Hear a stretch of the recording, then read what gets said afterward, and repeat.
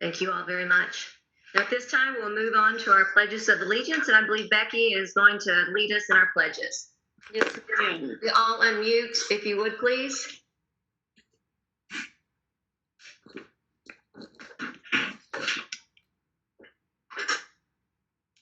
I pledge allegiance to the flag of the United States of America and to the republic for which it stands, one nation, under God, indivisible, with liberty and justice for all.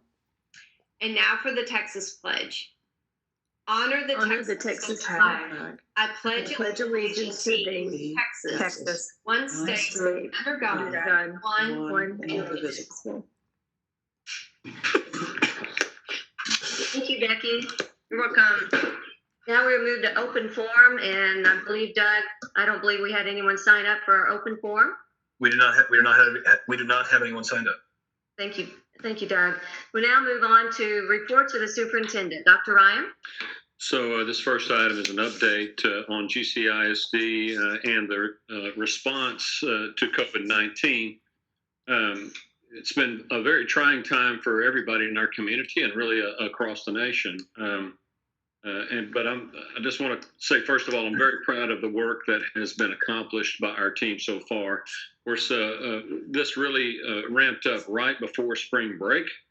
And then our leadership team pretty much worked every day during spring break to try to ramp up and get ready for students after spring break. We knew that it was going to be a huge challenge, and we were going to have to actually cancel school for a while. So we rolled out a solution on the first Monday after spring break, which I was just really amazed with, and Dr. Newell and her team worked tremendously hard to get us to that point.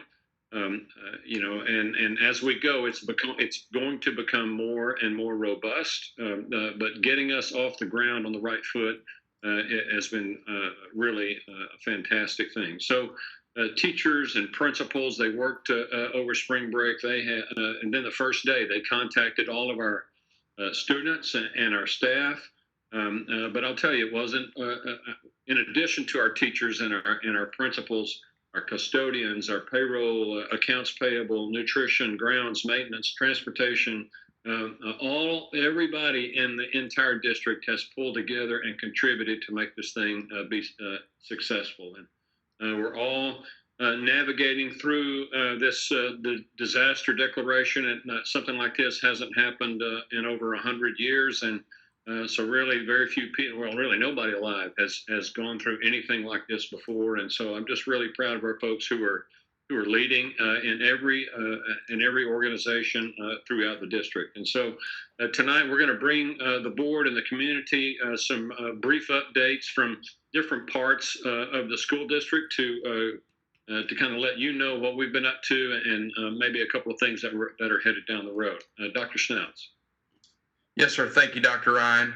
Trustees, as Dr. Ryan mentioned, it's been a true team effort. And tonight we want to share with you kind of in this update, we want you to hear from different areas and departments across the district regarding some of the actions that each department and area has taken as this situation has evolved significantly and continues to evolve in the hours, the days, and the weeks that we move forward. And so, in kicking off tonight's update, we have Amy Taldo, who is our Director of Health Services here at GCISD, and Amy has some good information to lead off tonight with you. Or go ahead, Amy. Trustees, Dr. Ryan, good evening. The first case of COVID-19 in Texas was on March 4th of 2020. As of today, the U.S. has 41,708 cases. Texas has 352 of those. We've had 8 deaths from COVID-19. Tarrant County currently has 54 active cases. 1 is in Grapevine, 3 are in Colleyville, and 1 is in Euless. And my team has started working towards being with the nutrition on buses to hand out meals to people and just kind of be visible to answer any questions and to help the community in any way through that avenue with nutrition. And do you have any questions for me at this time? Amy, do you know how many cases are in Dallas County? I can look that up really quick. We're just a few miles away. Yes, sir. Let's see. The Department of State Health Services has a wonderful website, and they are showing Dallas that they have 33 cases. Now, sometimes these are ones that are not presumptive, but the ones that have truly been confirmed and truly active. So they may, on their website, may be reporting a little bit higher, and also it depends on when the private labs are reporting to the counties as well. Okay, Amy, you said 33? Yes, sir. Okay.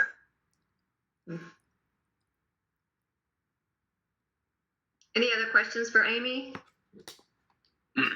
Thank you, Amy. No, thank you, Amy. Thank you. Okay, now we have Paula Barbaro with operations.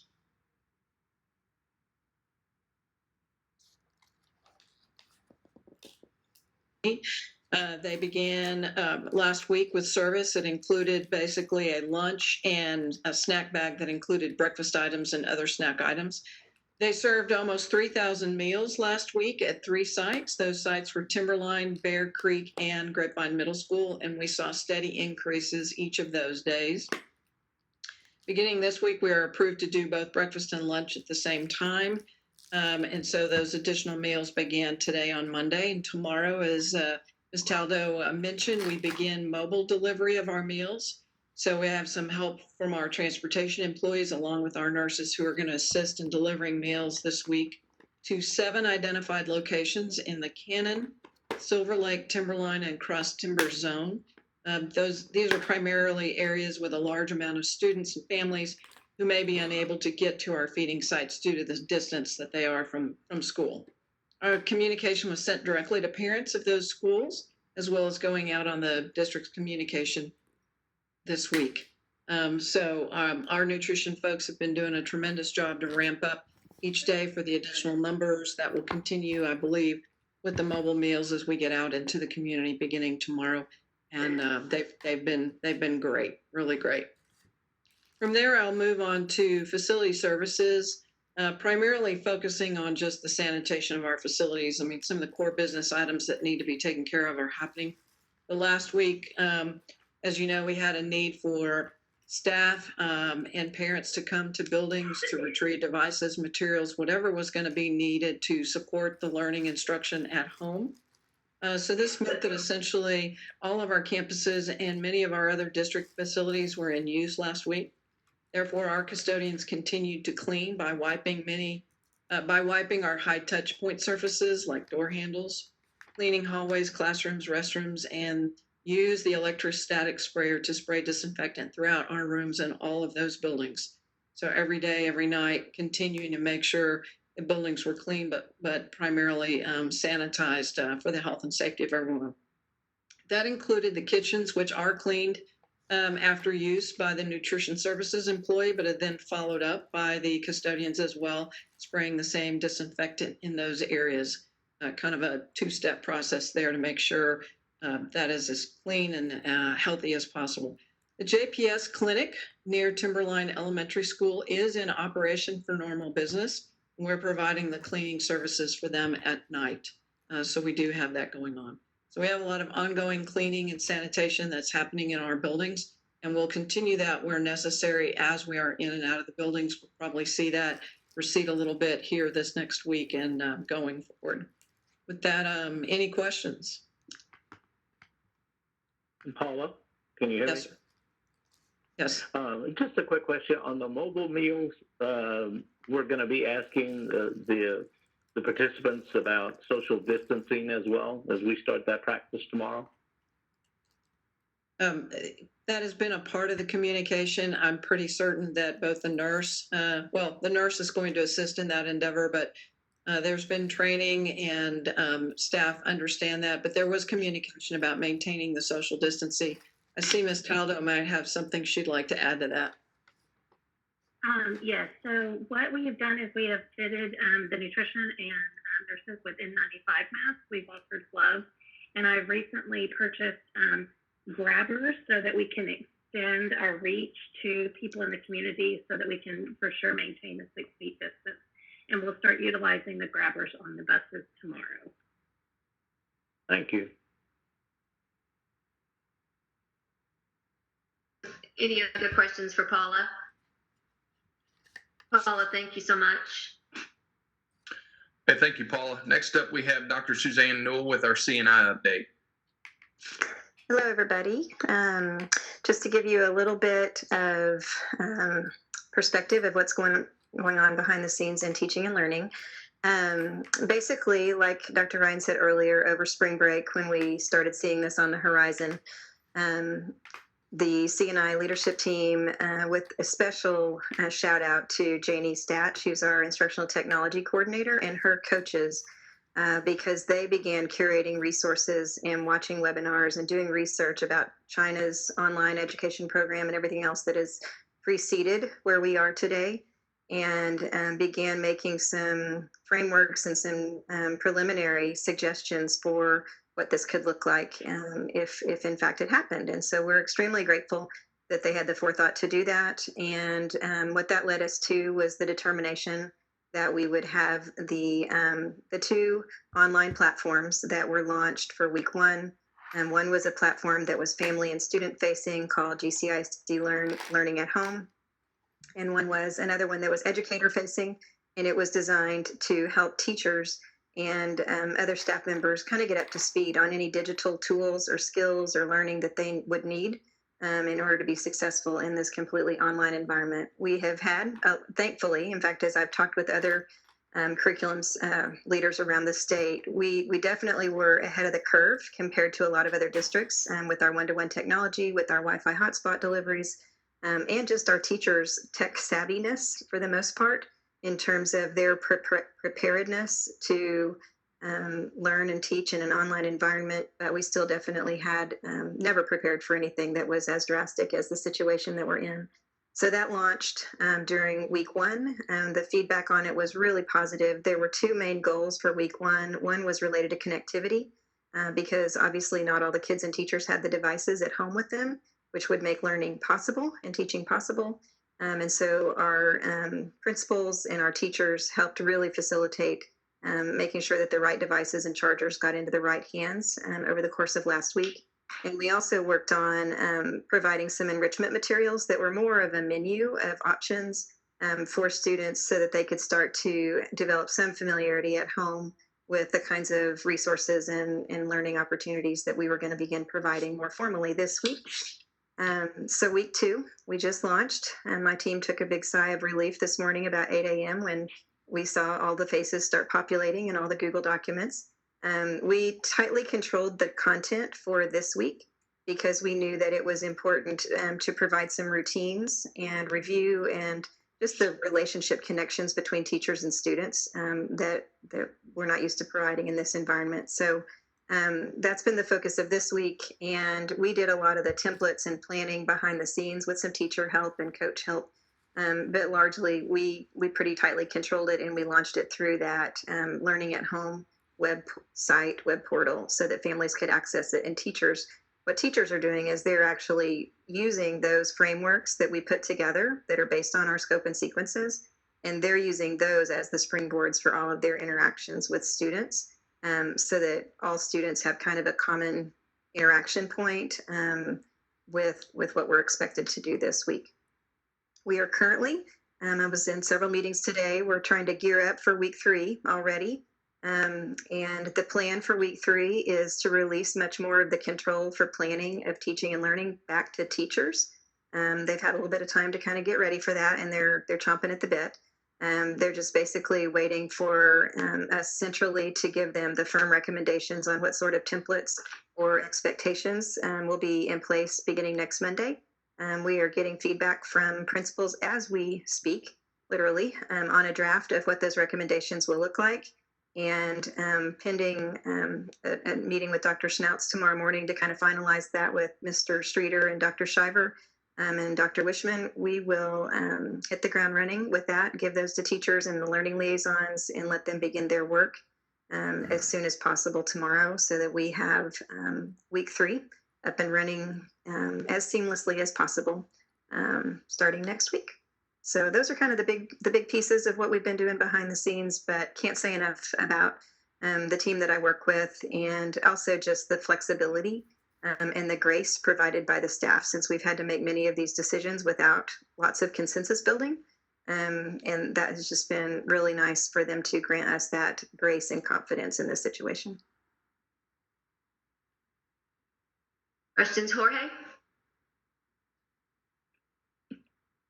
Oh, hi, Dr. Nuro. Thank you for your update. I have a few questions. Have you guys already discussed grading? What we're gonna do with grading from now to the end of the year? I know that there was some sort of extension done until Friday to allow students to give maybe projects or homework that was missing for the spring break. So, has there been any discussion about grading?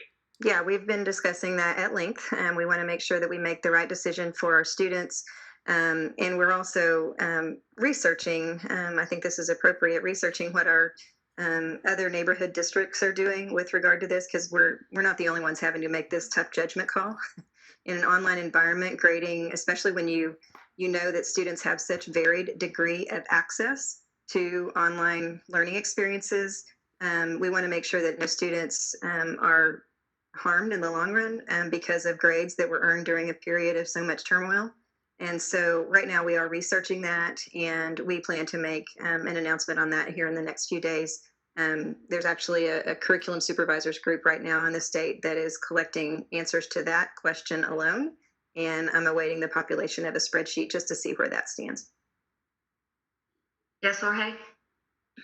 So another question would be on AP tests. So I read from the College Board that they're going to modify the AP tests to cover maybe the material that most schools have covered before the spring break. But, an AP test that doesn't cover the whole course doesn't seem to have a lot of value. And I know that College Board, I read that they might be allowing people to just not take the test, and I don't know if they're gonna give the money back or not. But what I was recommending students to do, and also if you decide not to take the AP test, does that mean that there will be some sort of AP exam in the class, or will that be just we just don't take the AP test and we just continue the course to finish it up? Those are all good questions. I will give a shout out to College Board for providing that guidance, because we were kind of on pins and needles waiting until they shared that information last Friday. I do appreciate the flexibility with regard to, they are giving refunds for students who don't choose to take the test. And they are giving options for students who want to take the test early while the material is fresh on their minds versus those who would take during the normal testing windows. And you're right, there is an abbreviated format of the test instead of the normal length. I think, I don't want to misspeak, but I think it's more of one question that is a synthesis of their response. But again, it probably varies test by test. So Julie Leslie in the Advanced Academics Department has definitely been in close contact with the principals of that are involved with AP testing, which is obviously our high schools, but also we have 2 middle schools that do AP testing for our dual language kiddos. And so she's been in close communication with them about what this means. Basically, the things I can tell you that are facts right now is that the AP teachers have been given kind of the green light to continue on the timelines with the content that they had been planning to teach this week or at this time anyway, because we know that those timeframes are super important for kiddos as they prepare for whichever choice they make in terms of the timeline for testing. So they are working on that right now. And as we get a little bit more information from the students we're making contact with, and as we go into next week where we have a little bit more ability to inventory that between the teachers and the students, we'll be able to provide an update.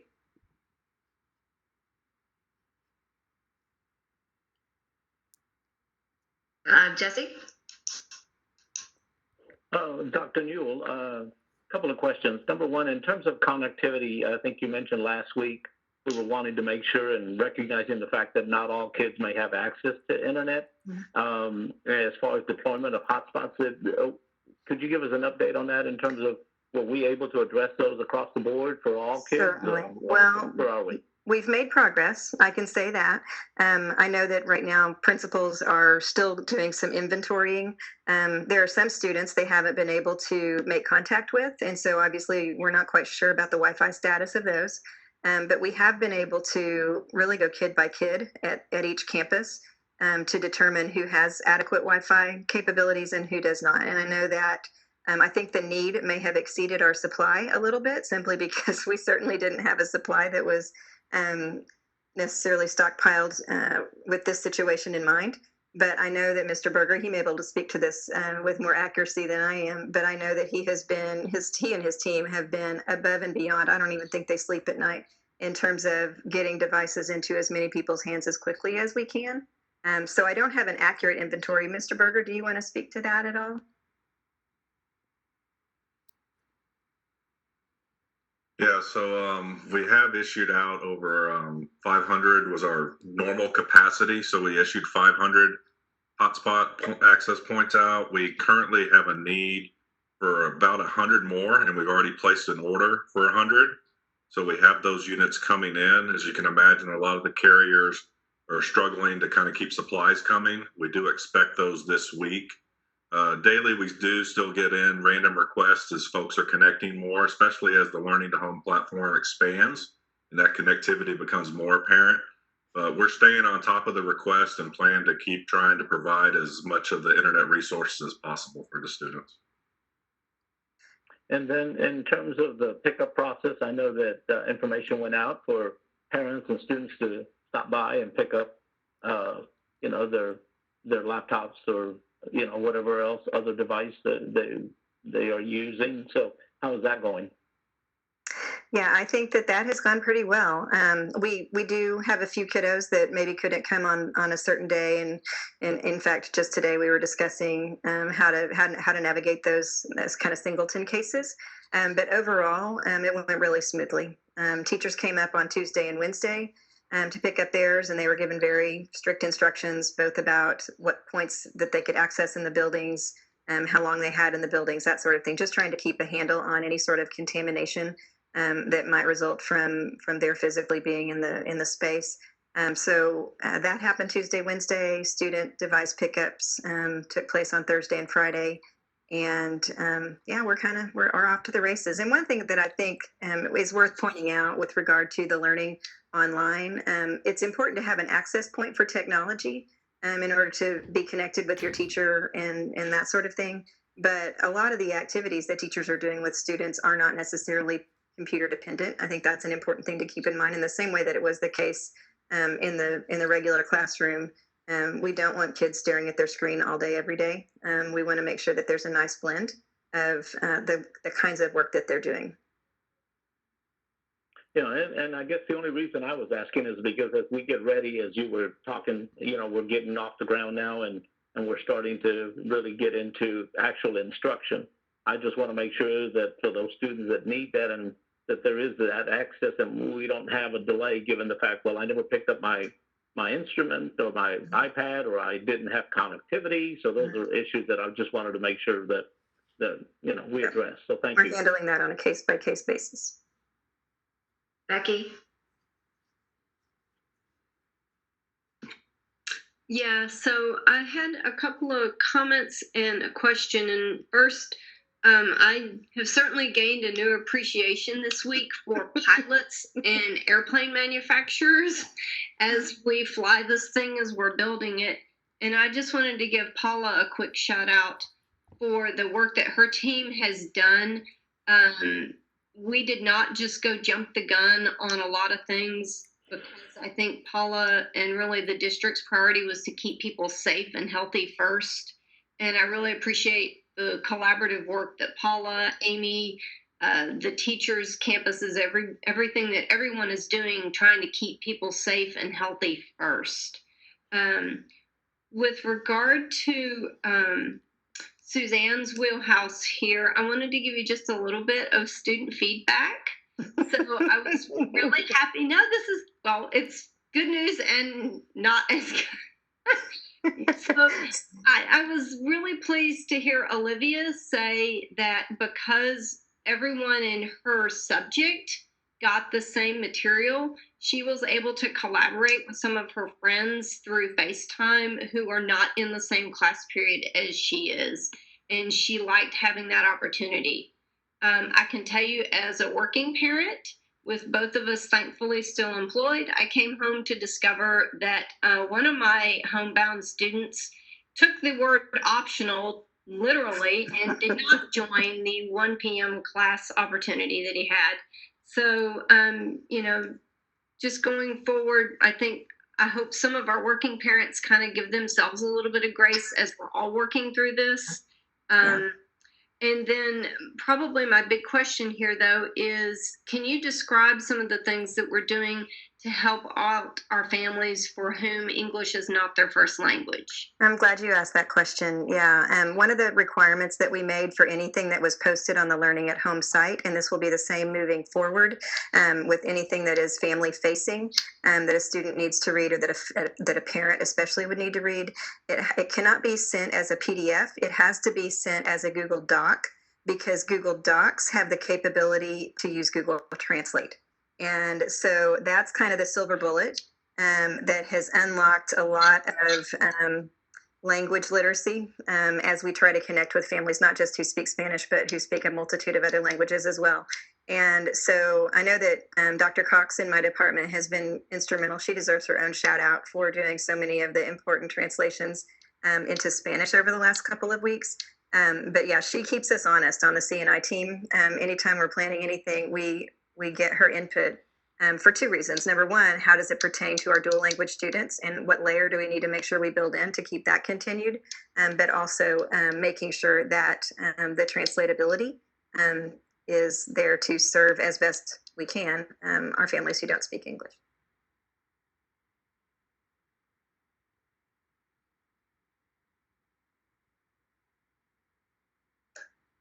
Doug, you had some questions? I did. Suzanne, do we have a way to measure how many students are actually logging in today and getting work done? It's funny that you say that. Mr. Berger is smiling up there. He's so proud of himself.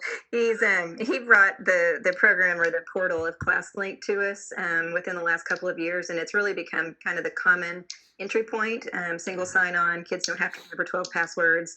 It is the portal, and it houses everything we have district subscriptions to, and it's connected to Skyward, and so it links kind of an individualized backpack, if you will, for every student. And that is a beautiful thing, not only for ease of access, but maybe more importantly, in a time like this, it allows us to track student activity. And so he's been giving us daily screenshots of how many kids from which campus are logging in. And we haven't drilled down into this too deeply yet, but we have the capability, I understand, to really look even at individual students and how long they're logged in to the ClassLink portal, which is going to give us some great information, not only from a general education standpoint, but it's also going to be real helpful to us as we track other metrics that we need to. Can you share what those numbers are? Do you have any that process in a way that you can share? You know what? I'm going to defer to the person who knows all of those things, if there are any as of this point. He may not have that off the top of his head, but I have seen the graphs getting progressively increasing with student connectivity. I can say from a snapshot today, when I looked at around 4 o'clock, that at least our secondary schools, 50% of the students at all secondary schools had logged in. That was consistent. Looks like our middle schools are carrying higher percentages, up to close to 60%. So that was a good sign. You're going to see that as a commonality because a lot more of the online instructional or textbooks and so forth. The elementaries are coming along around 30% for day one. But as Dr. Knoll mentioned, we do a mixture of type of instruction, not all screen-based that would be captured by that type of data. But we are able to track that by campus, by day, drill down to the classroom level, and we'll be able to watch that and really see trends to even identify students that haven't connected at all to be able to reach out and see what the issue is. Okay. And then when we will continue, and once we have identified those students, we will have outreach to them specifically to say, Doug, why aren't you logged in? Absolutely. I think as a district, Assuming I'm that kind of student. Yes, we didn't quite mean that optional. And one other question on the students, you said we got about 100 that still need hotspots. Do we have a solution for them for the short term until we have a hotspot ready for them? So we have provided, you've probably seen a lot of the various providers that are trying to give various services, free services out there. Of course, each one might have its own caveat of different kind of nuances to the program. We've also kind of looked at other locations for Wi-Fi. Of course, now that we're getting to a more limited social distancing scenario, it's becoming more difficult to say, here's a Wi-Fi zone. I'm anticipating having the hotspots by midweek, hopefully, and then our distribution process would have those out probably the following day or so. Our main goal, especially prior to next week, to hit that cycle. Okay.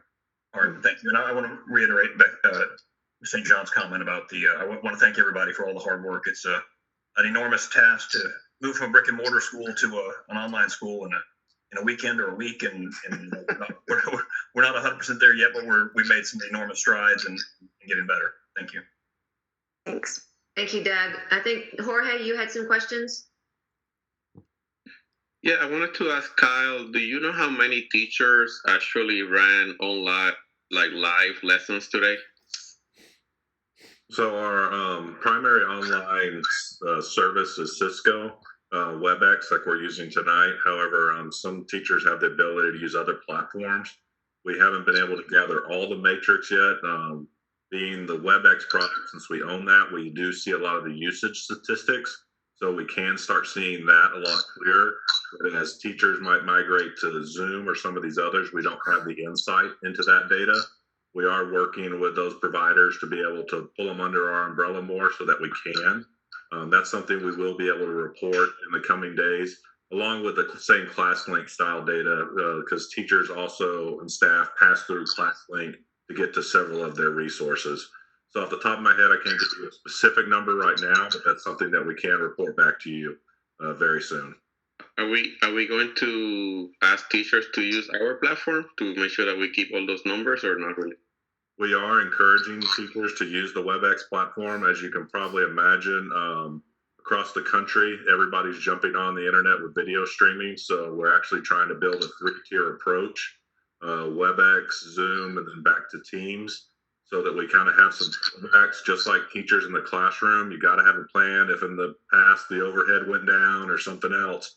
Same with our teachers on instructional online learning. So we're trying to build that platform, but we are encouraging primary focus on WebEx first. Then let's try to go to the others as needed.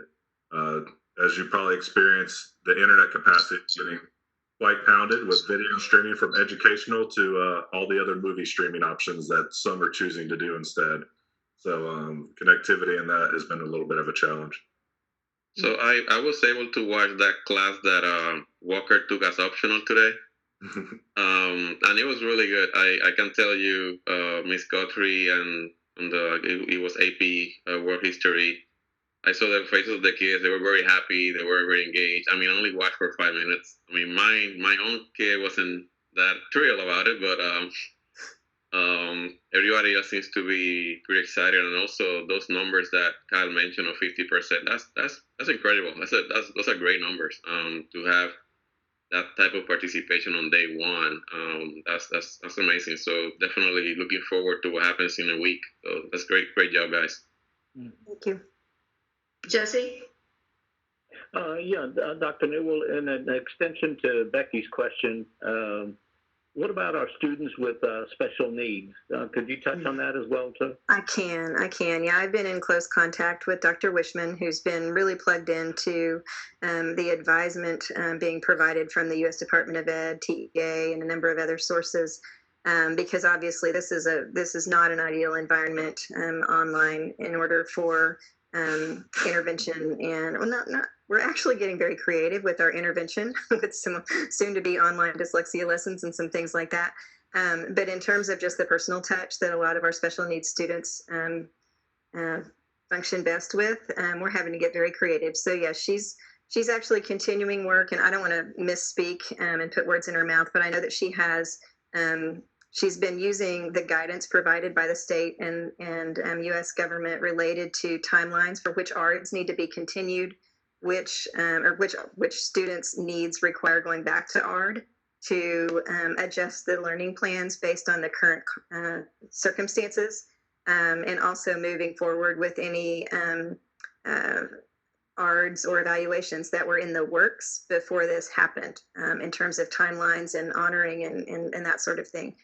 One of the things I can say that we are doing in all of our district-produced resources, and even in the templates that teachers will use on their own next week, is we're weaving in differentiation strategies for the content areas, so that even if it's a gen ed teacher who isn't necessarily collaborating formally with the special education teacher, the options are there and very visible for ways in which to adjust the activities up or down.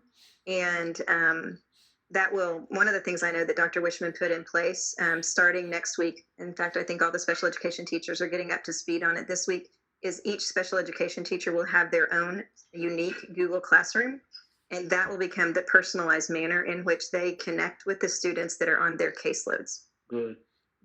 Right. Okay. And then in regards to the ARD meetings, or the ARD meetings, are we going to be doing those virtually then, and try to maintain Absolutely. those on Yeah. a schedule? There's training for virtual ARDs right now. Okay. Thank you. Mm-hmm. That was wonderful. Any other questions for Dr. Newell? No? Thank you, guys. Thank you for your Thank you, support. ma'am. All right. Thank you. Thank you, Dr. Newell. Next up is Human Resources and Gemma Paget. Thank you, Brad, board members.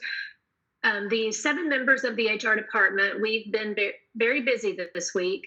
I'll just list to you some of the things that are taking the most of our time. We have current employees on family medical leave, and so we are sorting through each one of those individually. We also have new legal guidance coming forward for family medical leave and employees or employees' families who may contract the COVID virus. And so we're learning about that each day as we move on. We're going through each individual absence because many employees had planned absences for the future. And so that is taking us some time, excuse me, to visit with each employee and figure out if it is an absence or not. We're making plans for our student teachers so that they can graduate in May as scheduled.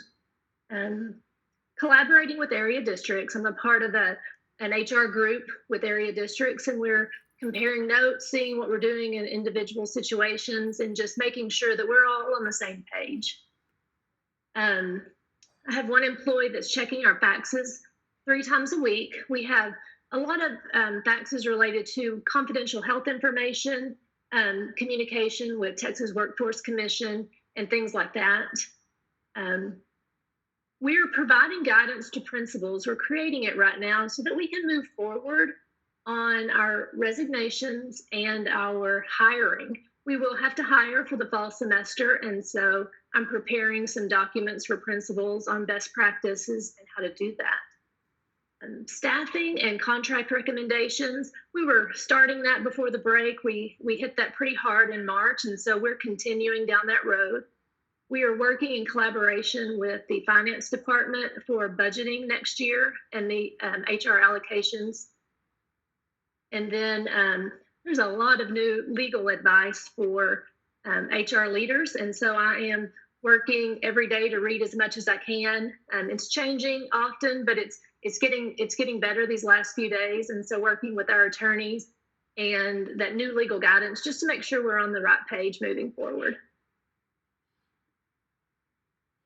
And that's all I have, unless you have questions for me. Mindy? I do. How will you handle it if a teacher is homesick? So, or having a baby? I mean, will we have substitute teachers that are ready to step in and take that over virtually? I'm glad you asked about substitute teachers. So if we have a teacher who's unable to work one day because they're sick, they'll account for that absence. if we have someone who's going to be out with a baby, and we do, Yeah. we're asking their neighbor teachers to pick up that duty. So let's say a kindergarten teacher at Brantsford is out with on family medical leave. We will ask the teachers, and we've worked with Sheila and Conrad and the 2 high school principals and all the elementary principals, middle school principals, to make sure that was going to be the best method. And so we've worked through those situations individually, and the team has really stepped up to make sure that those kids are getting that experience that everyone else is, because their teacher's gone, now they're at home, but we're making sure that they're taken care of. Thank you. Sure. Jorge? Do you expect any, I don't know, move like, in terms of positions, with this situation, do you expect a lot less positions open than previous years? That's question one. And then question number 2 is, are you planning to most of these interviews, via kind of WebEx type of what we're doing now? That is actually the instruction that I have been given by UTA, because I'm hiring people, and they say every single one of these interviews gotta be, kind of FaceTime type of interviews. Are you guys doing something like that? Yes. So your first question about hold on. Openings, yes. Sorry. Your first question about openings. I think that we'll have less because people really can't move around right now as easily as they could before. I could be surprised, but I anticipate less openings. The longer we stay closed, I think the likelihood of us having less openings is highly possible. And your second question, yes, this is exactly how we're going to do our interviews. And I'm going to make sure that we keep good records as far as notes.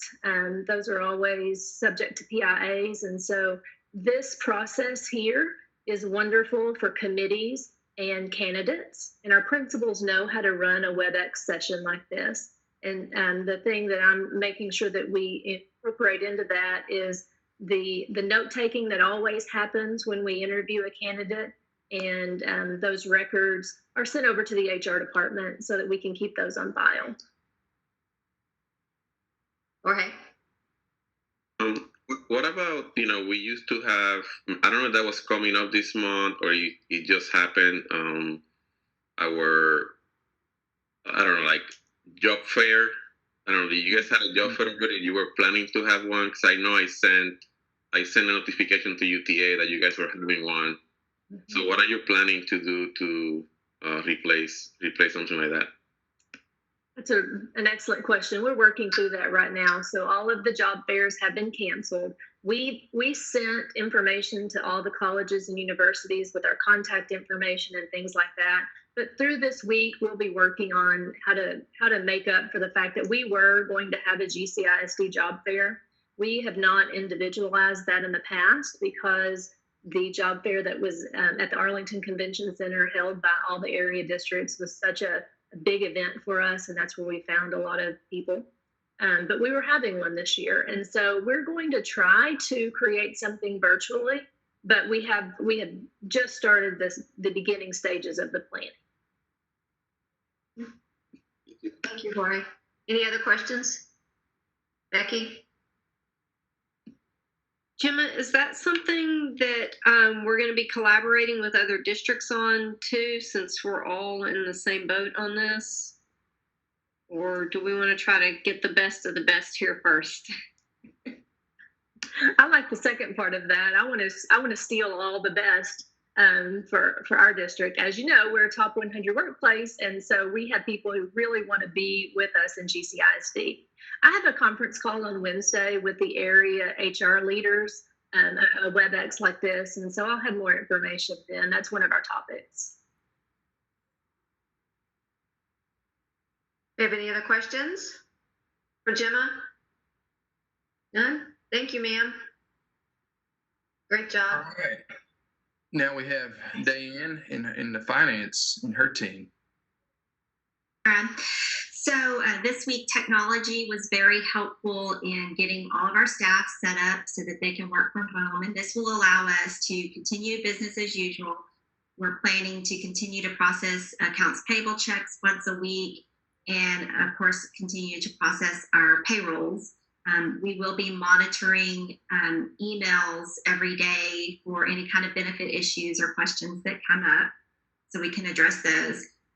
Taxes for over 65, the quarterly payments are due March 31st. So that's kind of a big time for tax collections to be coming in. So the tax office staff will continue to check the drop-off box and process those tax payments from home. And of course, as Gemma mentioned, we're continuing to work on the payroll budget with HR. And we've gotten all the budgets from all the campus and departments, so we're working on reconciling those for the 2021 budget. As far as the funding goes, I know that's a big question. Right now, the guidance we've gotten from TA is that as long as we can attest that we are providing instructional support, that we will receive our full funding. Now, how they're going to calculate that, that's the part they're still working out what it's going to look like. But we will submit that attestation form, and we also have to file a waiver for missed days. We'll do that in June to finalize all that. Any questions? I know we're still working on the budget. As far as the committee that you work so hard putting together, when is the next meeting scheduled for that group? So the next meeting was scheduled for Monday, March 30th. We did cancel that meeting, and we're just going to kind of monitor how things are going, whether or not we kind of reschedule like a WebEx meeting with them in April. Okay. So we're just kind of waiting on that. Waiting to see. What more than likely though, I mean, if we're still out, you would have a WebEx meeting with the group. Yes, we will look at doing that. Okay. Any questions? Thank you, ma'am. Any questions? None? Thank you. Thank you. Thank you. All right. Thanks, Day. Okay, Kyle, I know we touched on hotspots and distribution and device pickup. Were there any other high points that you wanted to touch on? A few other things, the staff has worked really hard when you go from supporting 25 sites to about 10,000 in just a day or so. It's been pretty amazing to see what the district has done in that area. When working around devices, we are now formulating the plan because since we have so many devices are going to break. Devices are going to become unusable and have to be repaired. So we are working a device fix repair scenario to where we will have a device drop-off pickup at the administration building to start. We're working on finalizing that. That will also be the site to where if, as you were asking, Jesse, a student might not have something, or maybe they did and now they do not, they'll be able to come to and get a device. So we're going to constantly have that available to distribute hotspots and repairs as needed. We do have enough loaner devices, so if the student breaks the device, we take it in and give them a loaner while we send it for repair. As you can probably imagine, repair requires parts. Where do parts mostly come from? The other side of the ocean, which has a lot of delays right now. So we're working through manufacturers to decrease that gap that we might experience on that side. Outside of that, I think we did address our hotspots overall. The infrastructure is there and working to support our learning at home with all of our staff and teachers. The help desk is running from 7 a.m. to 7 p.m. It's available for all staff and students with live chat or message in. So it is manned at all those hours. We are seeing a lot of tickets and a lot of them getting closed out very quickly. Or anybody can email us at technology@gcisd.net, and we can even get to you that way as well. So we've opened up many ways to support the community and our staff members that we can on the technology side. Moving forward, as we continue to support the learning at home, we'll actually probably start doing some of our virtual parent technology academies to help our parents a little bit cope with this new dynamic of parenting in this age. A lot of the things that you can imagine now with the kids on their devices at home might always say they're working on their devices and maybe they're not. So the monitoring of what your child's doing on the device and so forth. So some encouraging education for our parents too, to support them as their home dynamic has drastically changed too. So open to any questions you might have around technology. Do we have any questions for Kyle? Kyle, I will say thank you so much. I know this was not an easy task putting us together and getting this meeting put together. So thank you so much to you and your team. As someone said, I think it was like herding cats. So I think so far, knock on wood, so far so good. But thank you so much for that and for everything else that you and your team are doing. Absolutely. Dr. Snouts? Yes, thank you, Kyle. So as far as extracurricular athletics, fine arts goes, so on March 13th, that was the Friday of spring break, as we were wrapping up spring break, the UIL sent out communication that they were suspending all contests and games, but leaving up practices and workouts. They were leaving that to at the district discretion. On that day, when we received that news that all contests and games were being suspended, we also suspended all practices and workouts as well, just to err on the side of caution. And we did have some teams competing that day. They came home graciously, and then on March 16th, fast forward that following Monday, the UIL came out and suspended practices, rehearsals, workouts, and so it was just a few days that they followed suit and made that call, with the caveat of that would be extended through March 29th. And to just show, as many of you know, how fast this has progressed, 3 days later, on March 19th, they moved that window or that date to May 4th, I believe. And so now, at the earliest that any practices, workouts, rehearsals, games can resume is May 4th. And so you saw in just a few days' time how that just kept kind of being pushed out. And on March 17th, all of the UIL high school choir, band, middle school band, all those contests were also canceled for the spring 2020. And so, unfortunately, we've had some cancellations of some major events for our kiddos. I will say this, and that's kind of the bad news of this. The good news and really the high points of this has just been watching how our coaches, how our sponsors, how our directors remain connected and engaged with our kids each and every day. Had the opportunity to attend a coaches WebEx meeting last Friday. It was all of our coaches in GCISD, and they were just sharing their stories about how they're connecting with their kids, talking to them each day.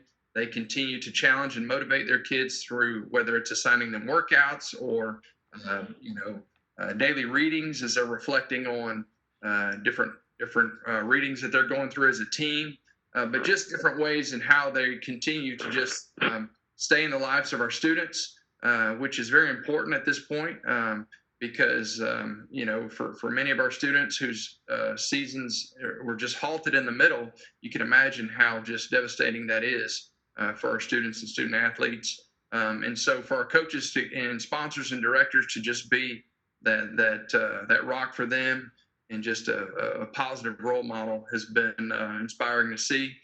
We've also, as we talked about our device pickup last week, we also had the instrument pickup for our band students at middle and high school. And so they have those instruments now in their home.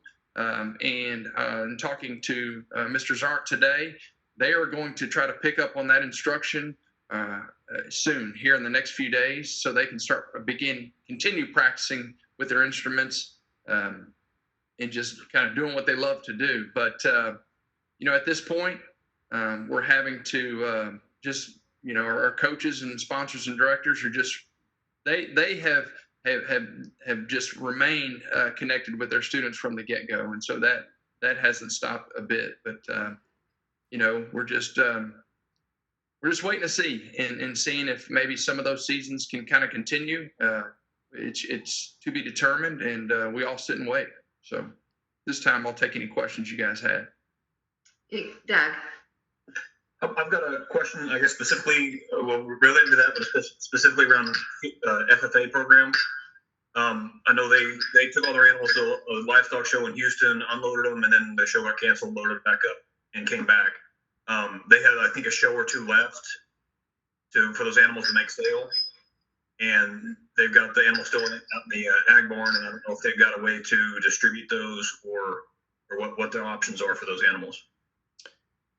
Yes, sir. So in talking to Mr. Bracey, they are working in a case-by-case basis to allow students to come up to have access to their animals, to feed them, to walk them, to make sure that the welfare of the animals are taken care of, but also to make sure that we monitor the traffic of students and people in and out of those facilities, just to maintain social distancing. But they are working with those families to make sure that we can kind of tend to the animals, but also too that we don't get too many people up there at one time. Okay. Do they have any options for how to sell those animals? I don't know those details. I will say this at this time, any shows or contests are suspended as well. And so, that's all I know as far as that goes. I don't know as far as the sale of the animals. I'll check into that. And find out, and we can give you guys include that in the board update. Okay. There is a way you can help with their scholarships, and I don't know if they're still selling raffle tickets, but they are selling raffle tickets for a pig. I think a couple of pigs, not real pigs, but they're selling quarters. yes. You get So a quarter pig for the raffle. that's a great way to be able to the community to be able to help with the scholarships for the students in that organization. Plus, you get good pig meat. Absolutely. And thank you for mentioning that. But certainly, if any, those of you who are out there listening, please support our students any way possible. And so, what is it? A raffle ticket? Becky, do you know they're still selling the tickets? Does anybody know? I believe the sales were actually supposed to end the Friday of spring break, but I'm sure they will gladly take donations. Although I did hear from them, I think they were actually in pretty good shape because they don't have a whole bunch of seniors this year like they did last year. Good. Okay. So I think they're in good shape. But I know any of our student organizations, this will be a long road to hoe. That's for sure. Yeah, and I know our hearts are very sad for all of our seniors and really all the kids that are missing out on their sports. So I just received an update. Mr. Bracey is listening in on our board meeting, and so he responded with, yes, all animals are being taken care of, and most have been moved out. And they, as far as selling goes, Mr. Noel, they're selling individually and sending to Packer. And the good news on the raffle tickets is they're all sold. And good. Yeah. So thank you, Mr. Bracey. Any other questions for Dr. Snells? Becky? Yes, ma'am. Yeah, I don't know if Brad, this is for you or for someone else. I'm just going to go ahead and ask the question that I know is on about 1,000 parents' minds. And I don't expect an answer, but if you have any insight you can give, but what about graduation?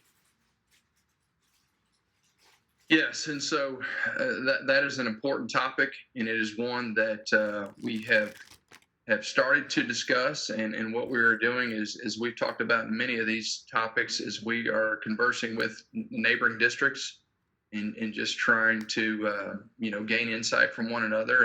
And really, I think most importantly, we're just trying to maybe hold off as long as we can, so that ideally, we'd love to have that event and that ceremony, but we're still waiting a few days and probably a couple more weeks before that decision is made or the bridge is crossed. Okay, thank you, Brad. Yeah. Any other questions?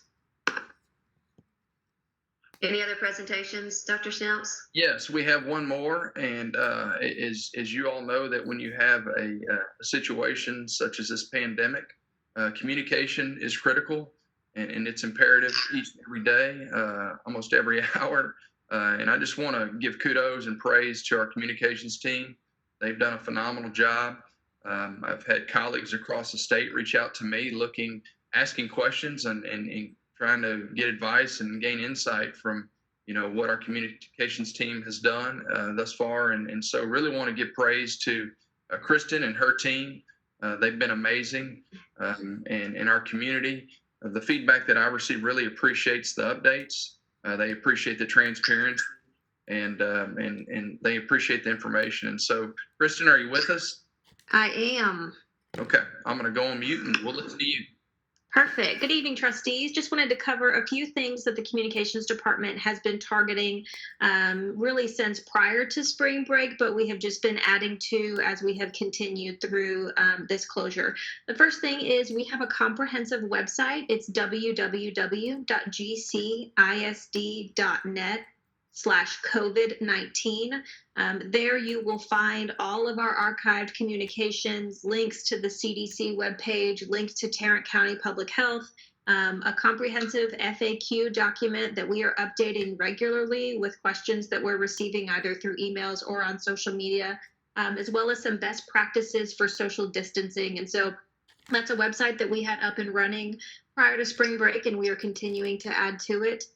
One of the newest tools that we are using is called GCISD Updates. It's a newsletter that we created last week, and it is a daily newsletter that goes out at 9:30 every morning with links to pertinent information for families. One of the things that I want to touch on is that there's a corresponding SMORE, which is included in every single GCISD update, so then we can use those Google Translate features. We have instructions in every newsletter of how you can access that and translate. And then we also have information on how you can have subtitles in other languages on our videos through YouTube. So that way our families who may not speak English but want to see the videos that we're putting out, we have resources to show them how they're able to do that. One thing that Kyle has been so helpful in getting started is generic email addresses. One thing that we noticed is that when questions started coming in, they were going not necessarily to the right person or even the right area. And then there might be a delay in response just trying to get that to the person it needed to go to. So we have created generic email addresses for things such as learning, human resources, payroll, health, just the generic info inbox to help kind of streamline that question process. And that's been really beneficial. We, of course, have always used social media in means of communication, and so we're continuing to use that through Facebook, Twitter, and Instagram. And then we had several videos that came out with Dr. Ryan and guests, including health services, counseling, facilities, nutrition, and technology. And so those have all been shared on social media and then have been included in the GCISD update the next day. We are talking as a team about how we can expand our videos to include campus leaders and other district leaders, and then also feature our teachers and staff as well. And so we are looking at how we're going to continue to expand our communication outreach while kind of keeping this up for however long this may endure. And I will be happy to answer any questions that you may have. Do we have any questions for Kristen? None? Thank you, ma'am. Thank you and your team for all of your work, because there's something out every day. And we talked about that before, that just really helps the parents and gives a little ease to them, to their, to what's going on and what to expect. So I know you and your team have just done tremendous amount of work. So we really, please let them know too. Very much appreciated. I certainly will. Thank you, ma'am. Thank you. As we wrap up, I would just say that the last 18 days really has been unbelievable. If you really think back on the last 18 days, 18 to 21, it has been really, really unbelievable. And also what is unbelievable is that we have and you've heard it, we've transformed our work from coming to our 20 schools every day to working from home and still feeding the community and still doing all the things that we need to do to keep our facilities squared away. But everything else has just kind of moved to a remote site. And that it just baffles me how we've been able to do that and do it so well. And it's really because of the people that you heard from tonight as leaders, and the people that are on their teams that are supporting, and our principals and our teachers, and just every single person has. I mean, it's really emotional for me because I'm able to see all of this work and work the entire spring break. And they met for several hours on Saturday. Our leadership team did, and I wasn't able to be there because I had a family event, and so I just felt like, you know, the district is in good hands with them meeting and planning, and then we brought in our A team on Sunday at the PDEC for several hours and got ready to go for the next Monday. And I'll just tell you, I'm just so honored and proud to work with the people that you heard from, and the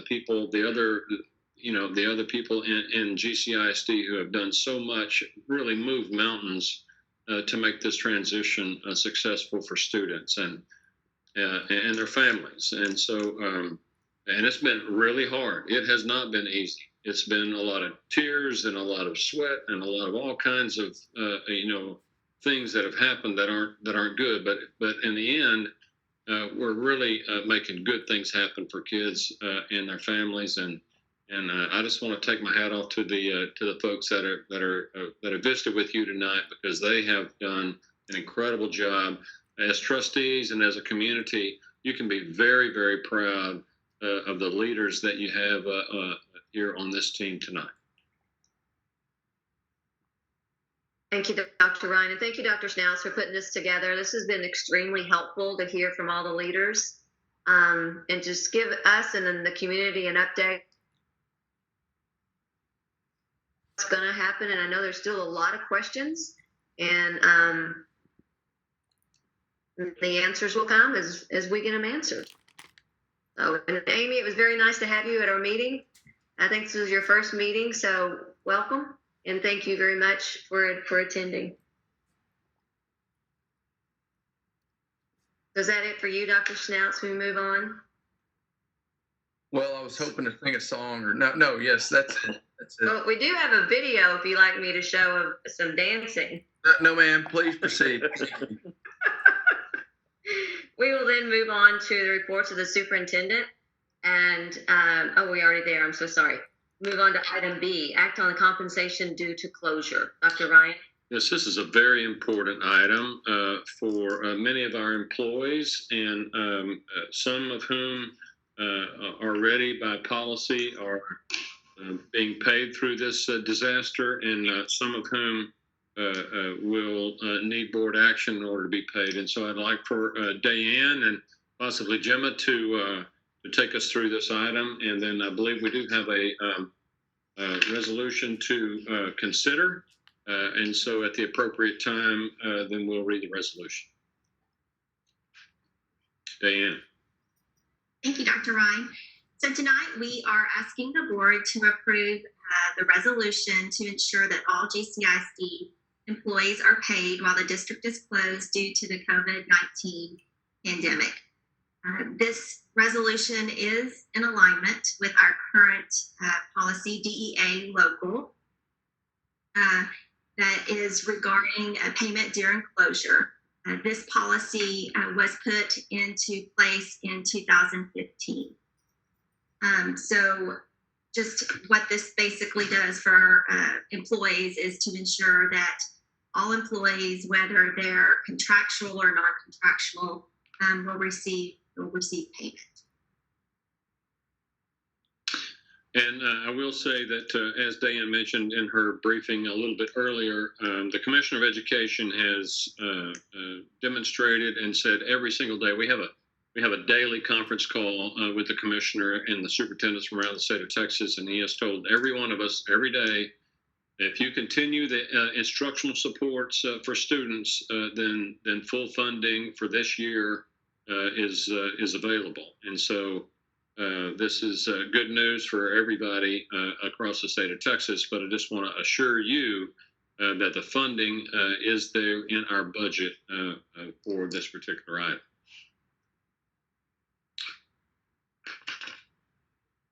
Mr. Noel? Yes. Are we going to read the resolution, or do we need to vote on it first? We need to, if we could have a recommendation first, and then we'll have him read that. Certainly. The recommendations for the Board of Trustees to approve the resolution for payment of compensation to non-exempt GCISD employees for the duration of the extended closure. Do I have a motion for that recommendation? Jesse, in a second? I'll second. Doug, thank you. Yes, Second. ma'am. I'm sorry. I just moved that we accept the superintendent's recommendation, please. Thank you, Jesse. And I had a second from Doug. Yep. Thank you, Doug. And you'll read the resolution? Do we need to vote first? No, we'll have you read it, and then we'll vote on what you read. Got it. Okay, brace yourselves. Resolution of the Board of Trustees of the Grapevine-Colleyville Independent School District.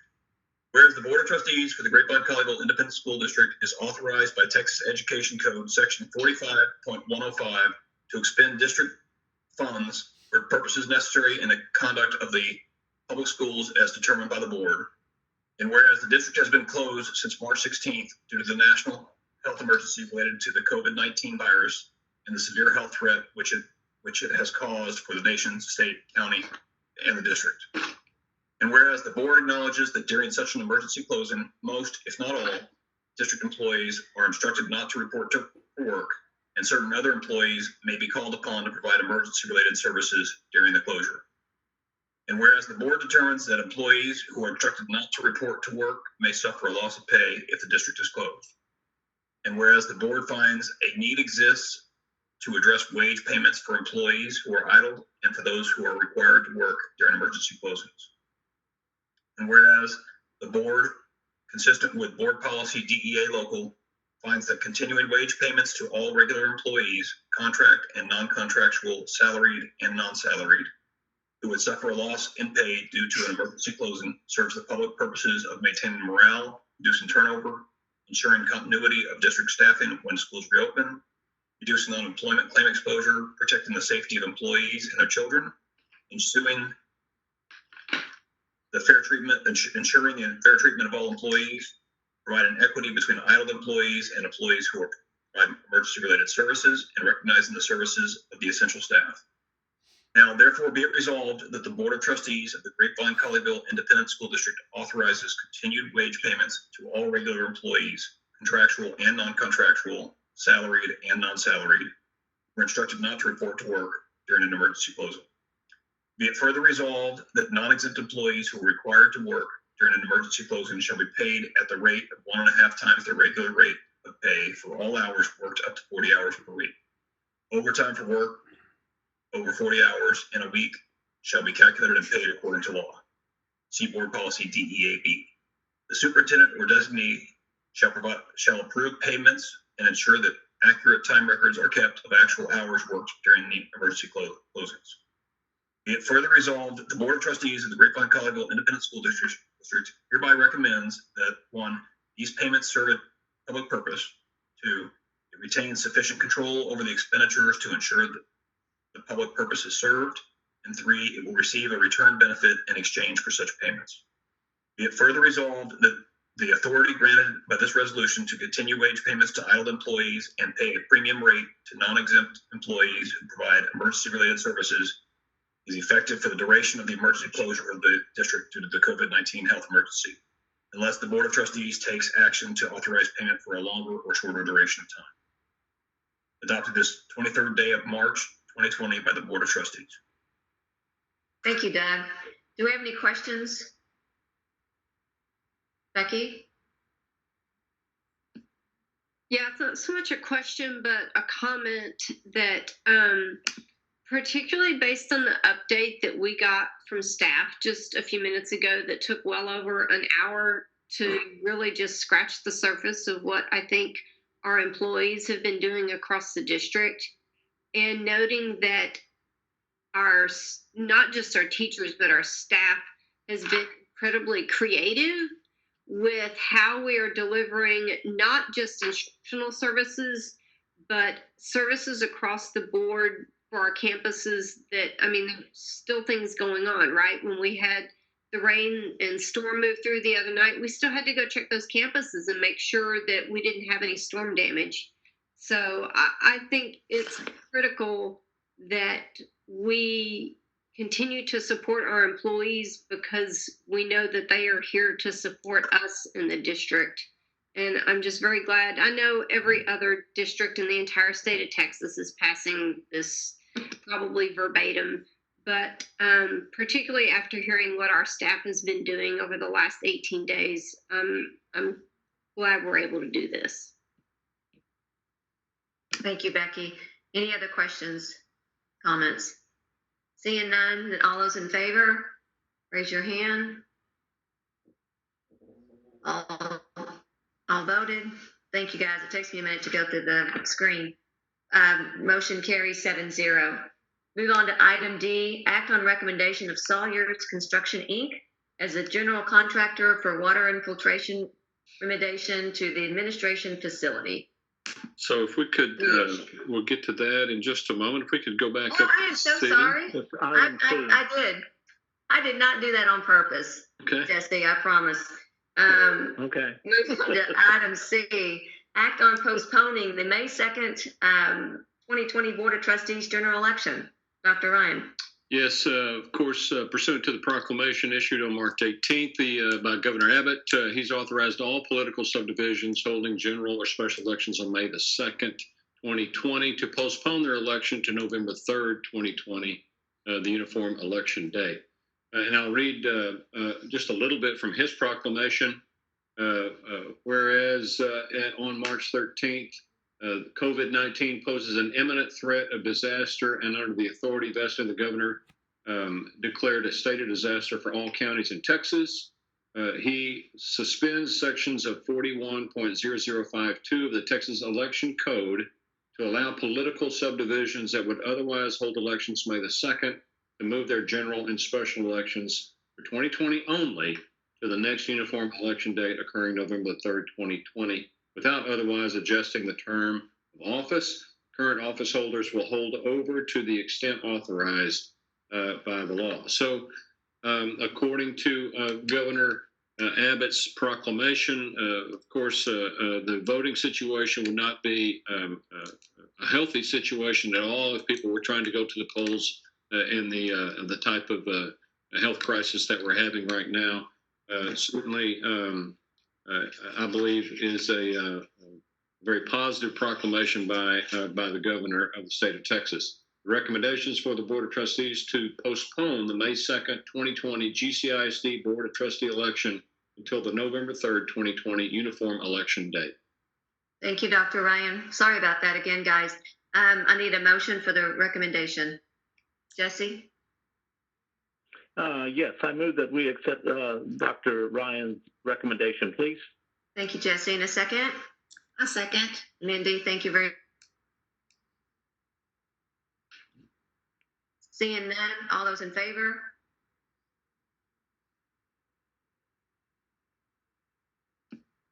Lisa, I'm thinking before we vote, I'm seeing Becky's mouth move, but nothing was coming out. Yeah, sorry. And your audio cut out, and I was not able to hear you call for questions. I actually do. It's fine. I have a question for Kim. So obviously this is critical that we do this for the health and safety of our community.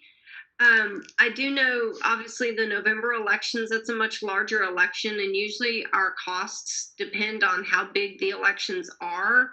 And so can you just kind of keep us apprised of how much this is likely to cost us? Because my suspicion is it will actually be an increased cost to hold this thing in November versus when we usually do it in May and have fewer sites that we're responsible for.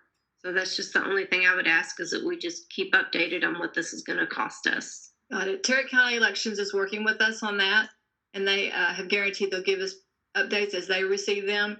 So I should be able to provide that in a board update. Okay. Thank you, Kim. Thank you, Becky. Any questions before we call for the vote? I am missing, there he is, Jorge. Thank you. Everything moved around.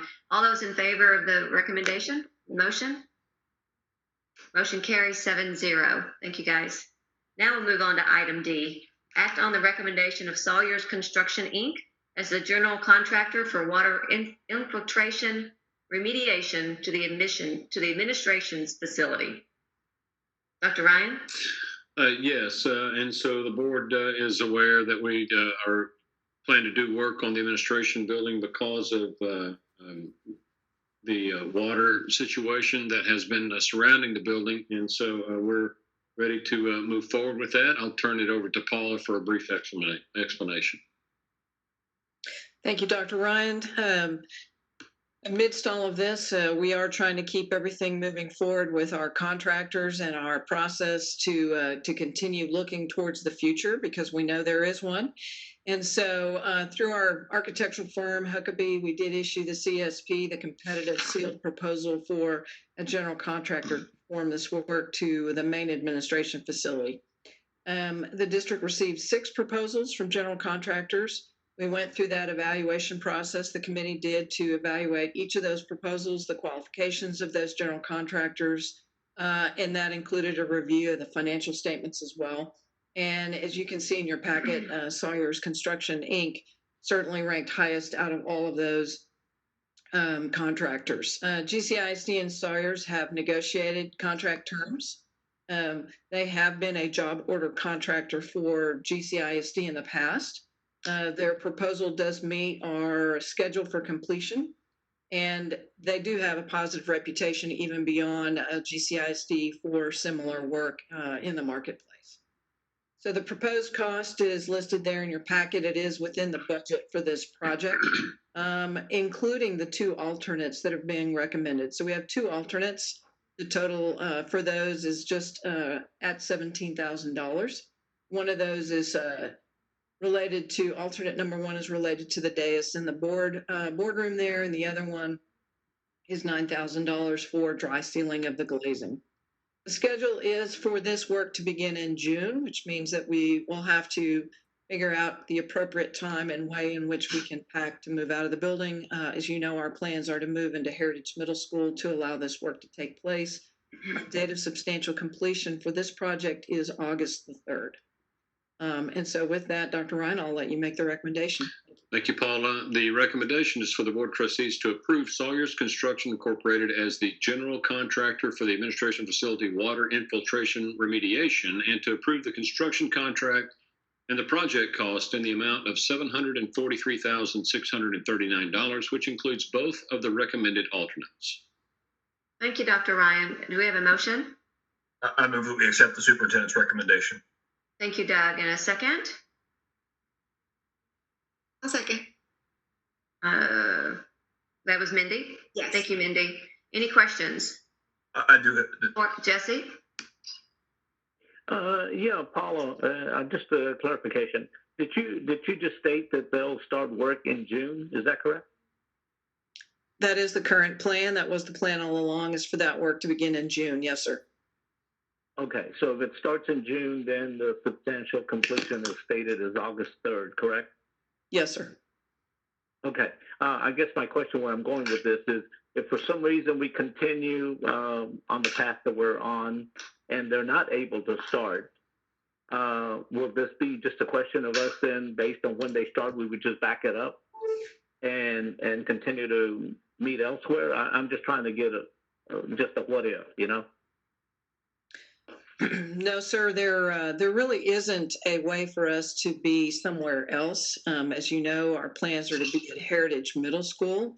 The only facilities that we have available to us to be out of the administration building is in a school. So we would really need for this to be able to proceed during a summer, which is why it was scheduled this way for this particular summer. We cannot predict the future. If anything, we've learned in the last 18 days that things change very quickly, even within a 24-hour period. So we're going to certainly continue to monitor the situation with our contractor and make recommendations and decisions as we need to moving forward.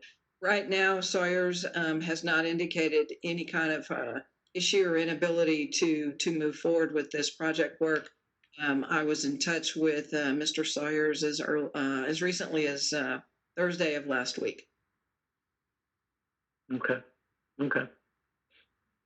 Doug? Well, my question's similar. But kind of the opposite. If we end up having our school shut down for an extended period, like through the end of the year, could this contract be moved forward? Could the work start sooner? And this kind of extends to some of the other summer projects we've got as well.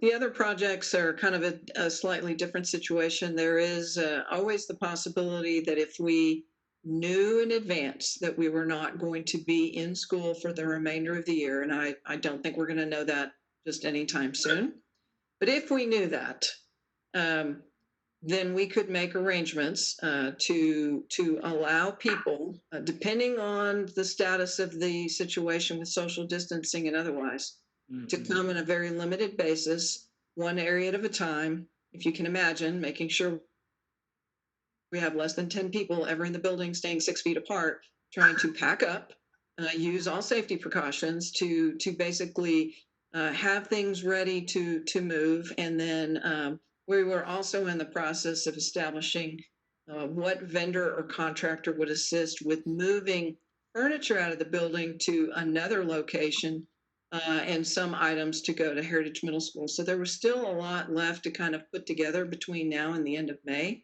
And unfortunately, as you know, our staff really have only been back in the building on a limited basis since spring break.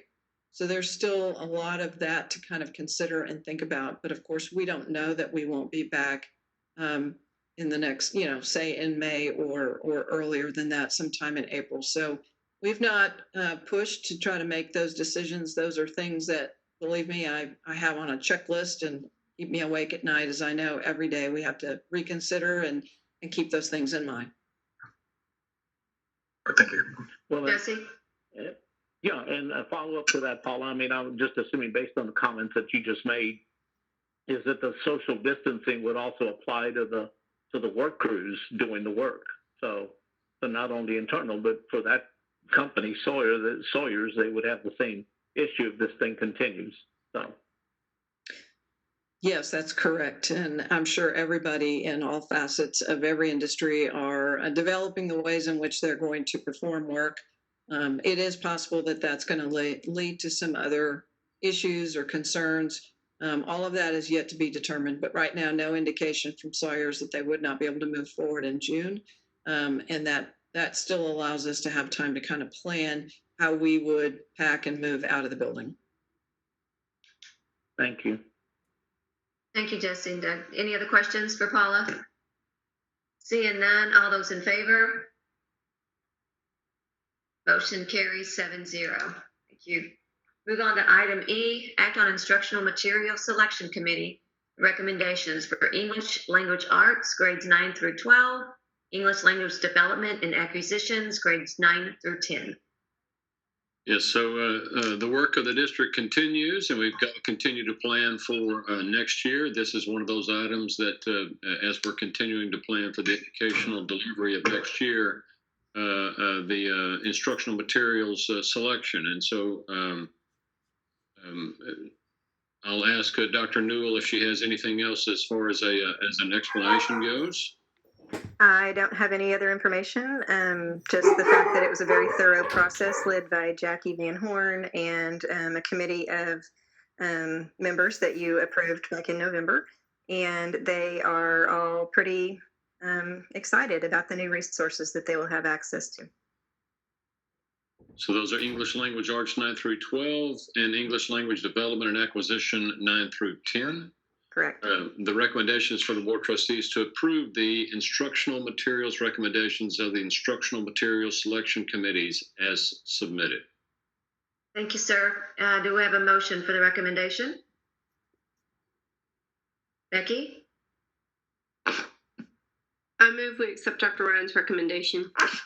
Thank you, Becky. And do I have a second? Jorge? Second. Thank you. Any questions?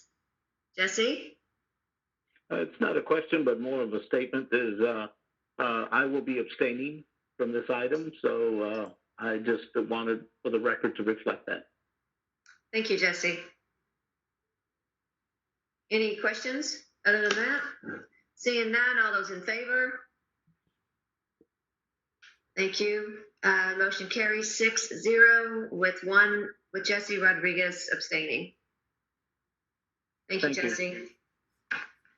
Move on to item F, act on the guaranteed maximum price from Lee Lewis Construction, Inc. for the renovations to the swim center.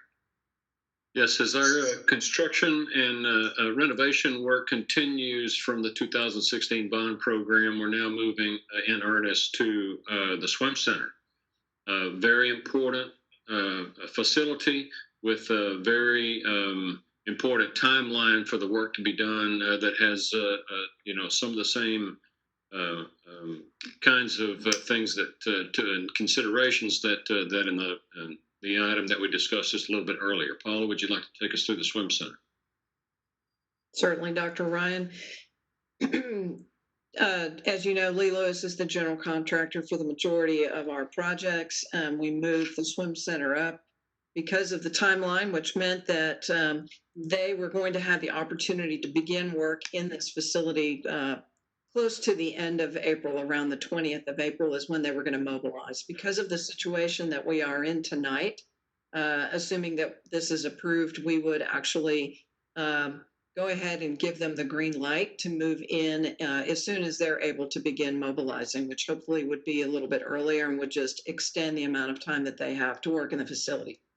So they did take subcontractor proposals and put together the guaranteed maximum price for this project, verified the scope and assembled that GMP, which was outlined there in the summary.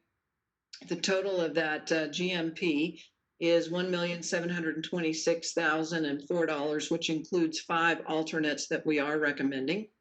The 5 alternates total about $27,879, each of which we are recommending, and we're outlined there in your packet in pages 124 and 25. These take care of some items related to windows, some decking, the contrasting black toe ledge in the pool, which is something that would normally be required in new pools that does not exist in the current pool, as well as moving to a more durable and long-lasting type of ceiling tile for a facility where you have a lot of chlorination in the air. That GMP is the maximum amount that Lee Lewis will receive for the work and the items that are specified in the project manual and those alternates. Again, the idea would be for them to mobilize as early as they can in April because the substantial completion date for this project is August 3. As you know, we don't have a lot of ability to go elsewhere for swimming and diving. We have made provisions for final completion towards the end of August into early September with our swimming and diving program, but we're going to take advantage of the situation to give them a couple of extra weeks. As you know, they had some concerns even last month with some long lead items. We took care of lighting fixtures last month. Appreciate that. That's not to say that there won't be other items that come up. And I'm, that's just the nature of where we are in the world and the receipt of materials. We will work through each one of those situations as they come up. So far, Lee Lewis has been pretty good to be able to work with us and trying to come up with plan B and a way to work around and keep things and at least make our facilities available to us when we needed them. So with that, Dr. Ryan, if you'll make the recommendation, please. Thank you, Paula. The recommendation is for the Board of Trustees to approve the guaranteed maximum price, or GMP, of $1,726,004 from Lee Lewis Construction Incorporated for renovations to the swim center. Thank you, Dr. Ryan. Do I have a motion for the recommendation? Becky? I move we accept Dr. Ryan's recommendation. Thank you, Becky. And I have a second? I'll second. Louis, thank you. Any questions? Jesse? Yeah, I mean, Paula, and again, going back, and Dr. Ryan touched on this, basically the same questions that we had just on the prior one, but that one was for the administration building for them to start in June, which of course gives us a bit more time to start. This one, if I heard you correctly, will start in April. So given that we're already almost towards the end of March, if the likelihood is that they can't start, given the social distancing for the workers as well, what will that do? And because you were trying to get this completed by August, if I heard you correctly, what's going to happen then? Have we thought about that or given some consideration in the event that this thing carries on further? And what does that do then for us going forward with this project? So there has certainly we have considered what the change would be on a daily basis. Lee Lewis has not necessarily indicated that they cannot work, but of course all of that is subject to any orders that would change things, whether issued by a county, municipality, or the governor. So all of that is subject to change, and they cannot predict any more than we can exactly what the status of things might be a week from now. So up to this point, the plan and the goal has been to begin in April. That is important to us. It was important to us before the pandemic even began. Certainly is if and when those things change, we will have a lot of conversations with them in terms of what we can do and where we are. And, you know, if there are some tough decisions that we have to make, we'll do that. We'll bring recommendations to you if we have to do that.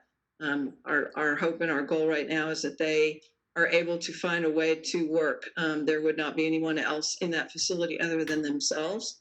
And I don't know if they would be able to proceed with the work, depending on the rules. As you know, less than 10 in a particular area having to stay 6 feet apart. I recognize and understand that that's kind of difficult to achieve, even in a facility as large as that one. So we will wait to see. We haven't heard from Lee Lewis. Of course, those kinds of directives haven't come down, but all of it is subject to change, and we understand that. Doug? Are we having to, are our projects, and this one in particular, I guess this one in particular under consideration, but are the project teams having to take any special preparations so that if there is a shutdown and they can't come back the next day, they're not leaving a bunch of things open? They're kind of having to close up a little extra at night to secure the site. We don't really have a tremendous amount of work that's going on right now. As you know, we're kind of in between the closeout of the 2019 projects and before we would really move into these projects in earnest. The kind of work that we have is really more so warranty or final closeout punch list type of work, nothing significant where you have just a small number of people that might need to come in and do things. Where we have the most activity right now is on the addition at Grapevine Elementary. And just like everything else, that is subject to change depending on how this goes and what the directives or orders might be. They are currently working, and we have, we have observed that they're using the, gloves, and for certain trades they wear masks. I don't know that it's the N95 mask per se that a nurse or a healthcare provider would make use of, but they are using those types of things and managing themselves as they would need to according to the rules. Again, all of that subject to change. The reality is all of this, depending on how the pandemic continues to go and the orders we've received, could have an impact on all of those projects. All of that remains to be seen. We simply can't predict at this moment. And on the swim center specifically, in looking through the details, I don't see a lot of details about security. Are there any changes to the security protocols that'll be at the swim center? Can you help me a little bit? Security? Are there going to be like controlled vestibules there like there are in the schools themselves? The swim center already has a controlled vestibule. There are some additional security items that are included in this project in terms of access control and other areas within the facility itself. Yes. Okay. Thank you. Thank you. Any other questions for Paula? Seeing none, we'll take a vote. All those in favor? Motion carries 7-0. Thank you, Paula. Move on to item G. Approve change order number 01 for the construction of Cannon Elementary School. Yes, this is really good news, and basically it is finishing up the Cannon Elementary School project that has a little bit of money left over, even though we had the additional piers and what have you that happened throughout the construction process. And so, Paul, is there anything else you'd like to add before the recommendation?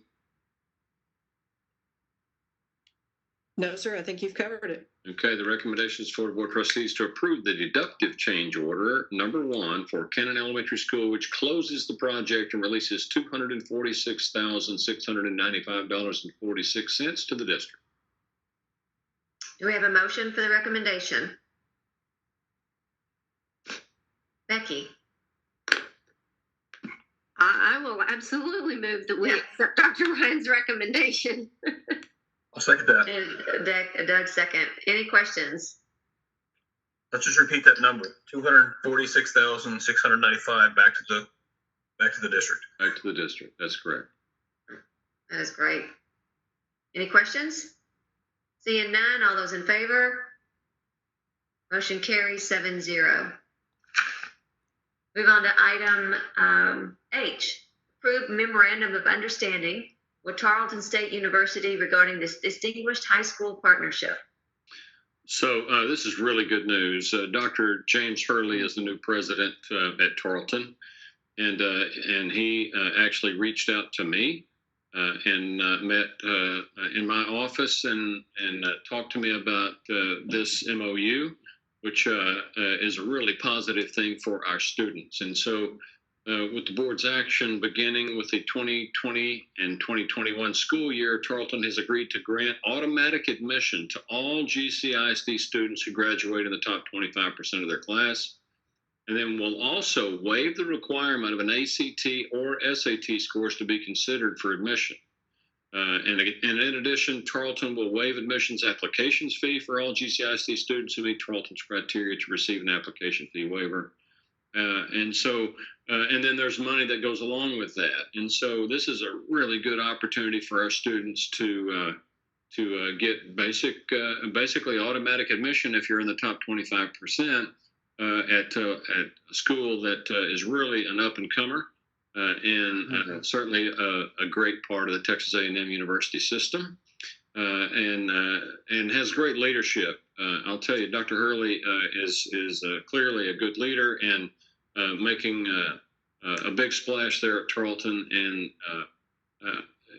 assuming that this is approved, when all of the COVID-19 activities settle down, then we'll ask Dr. Hurley to come back and also ask the Board of Trustees to participate in a nice little ceremony commemorating this opportunity for our students. The recommendations for the Board of Trustees to approve the memorandum of understanding between the Grapevine Colleyville ISD and Tarleton State University regarding a distinguished high school partnership program. Thank you, Dr. Ryan. Do I have a motion? I move that we accept Dr. Ryan's recommendation. Thank you so much, Mindy. And a second. I'll second. Thank you, Jesse. Any questions? This is a great opportunity, Dr. Ryan. Thank you. Seeing none, all those in favor? Motion carries 7-0. Move on to item. Excuse Yes, me, sir? Madam President, I will add, we do have quite a few Tarleton graduates as employees in GCISD, and we'll do our best to invite them to that particular event as well. That is great. Thank you, sir. I might even wear purple. I don't think you own purple. Well, I don't, but I'll buy some.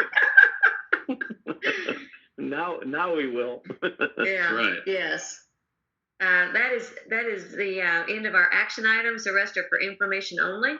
We'll move on to item I, overview of the current financial position. Yes, we've asked, Dave and I have asked for Josh McLaughlin to be here from BOK Financial Securities, who is the district's financial advisor, and he's going to give a presentation about the kinds of things that are happening as far as our finances go. And this is, and I'll allow Josh to take us through it. Diane, anything else that you would like to have as far as an introduction? No, that's it. Thank you. Josh. Good evening. Just give me just a second here to get the program.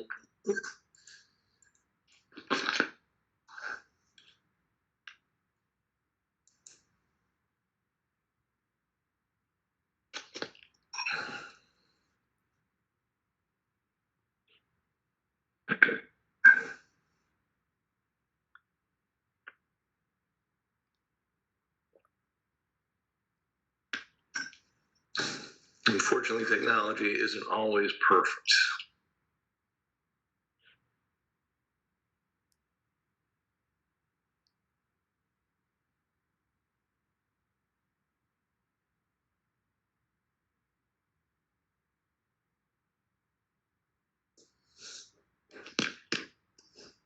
All right. Hopefully everybody can see the presentation at this point in time. Yes. Yes. All right. With that said, give it a second to load all the way.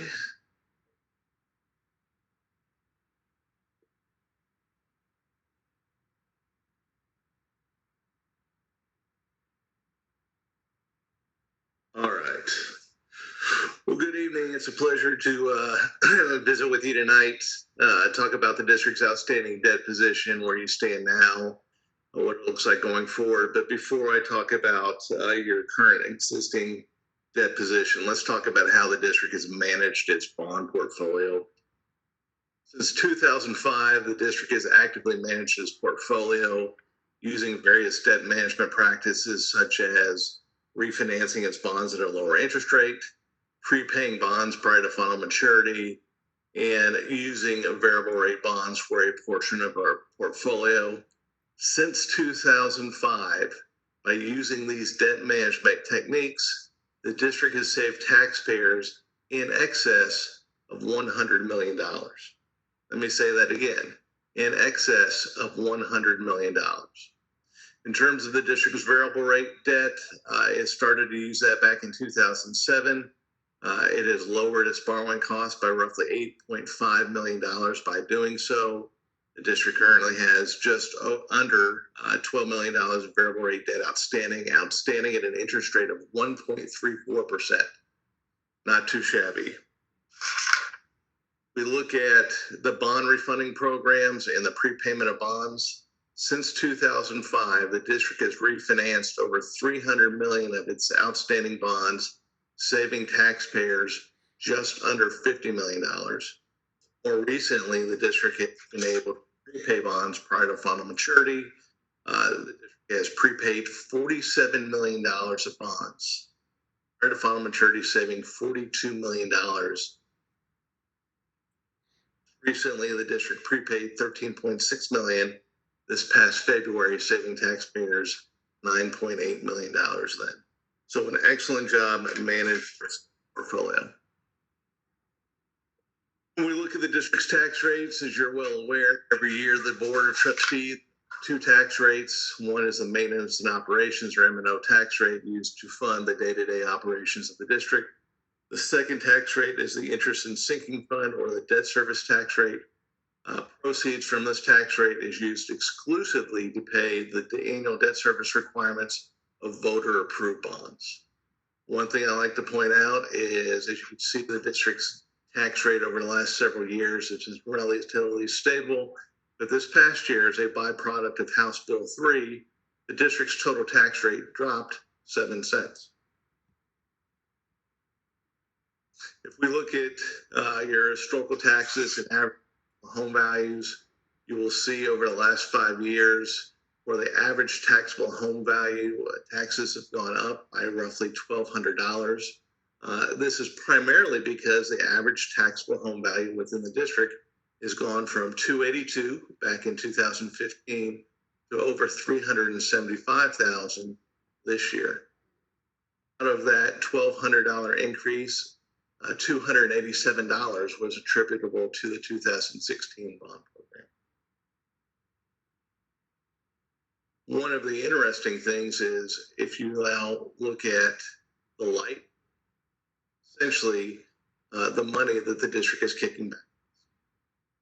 Roughly this year, out of the the $5,000 bill paid by the average homeowner, almost $1,200 or 25% of that is being remitted right back to the state.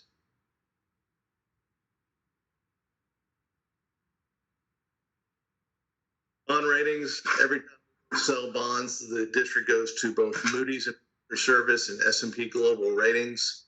Both rating agencies look at a variety of factors, not just debt, but the district's financial position, the economy of the school district and the surrounding area, and the district's management.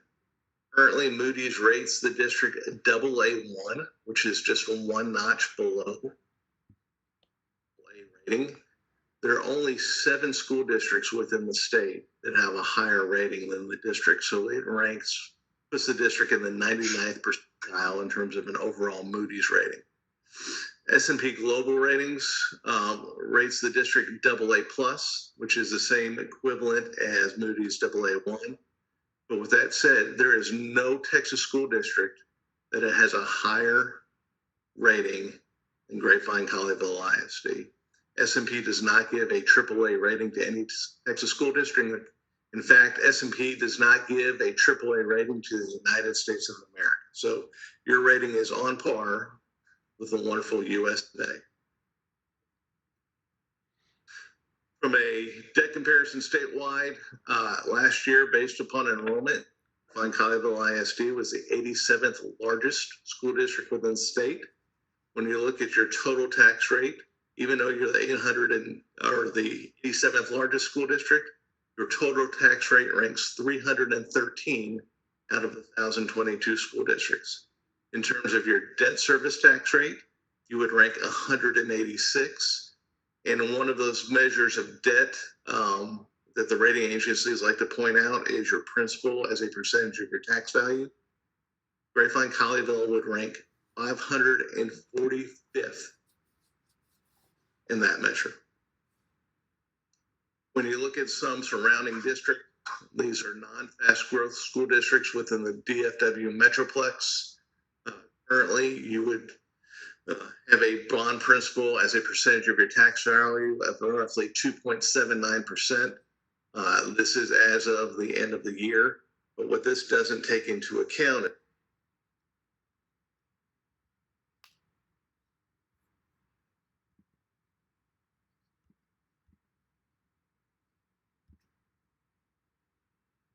then in terms of total tax rate, this is 69 school districts within Collin, Denton, Dallas, and Tarrant counties.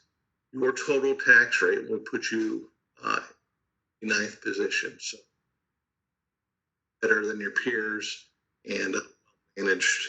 In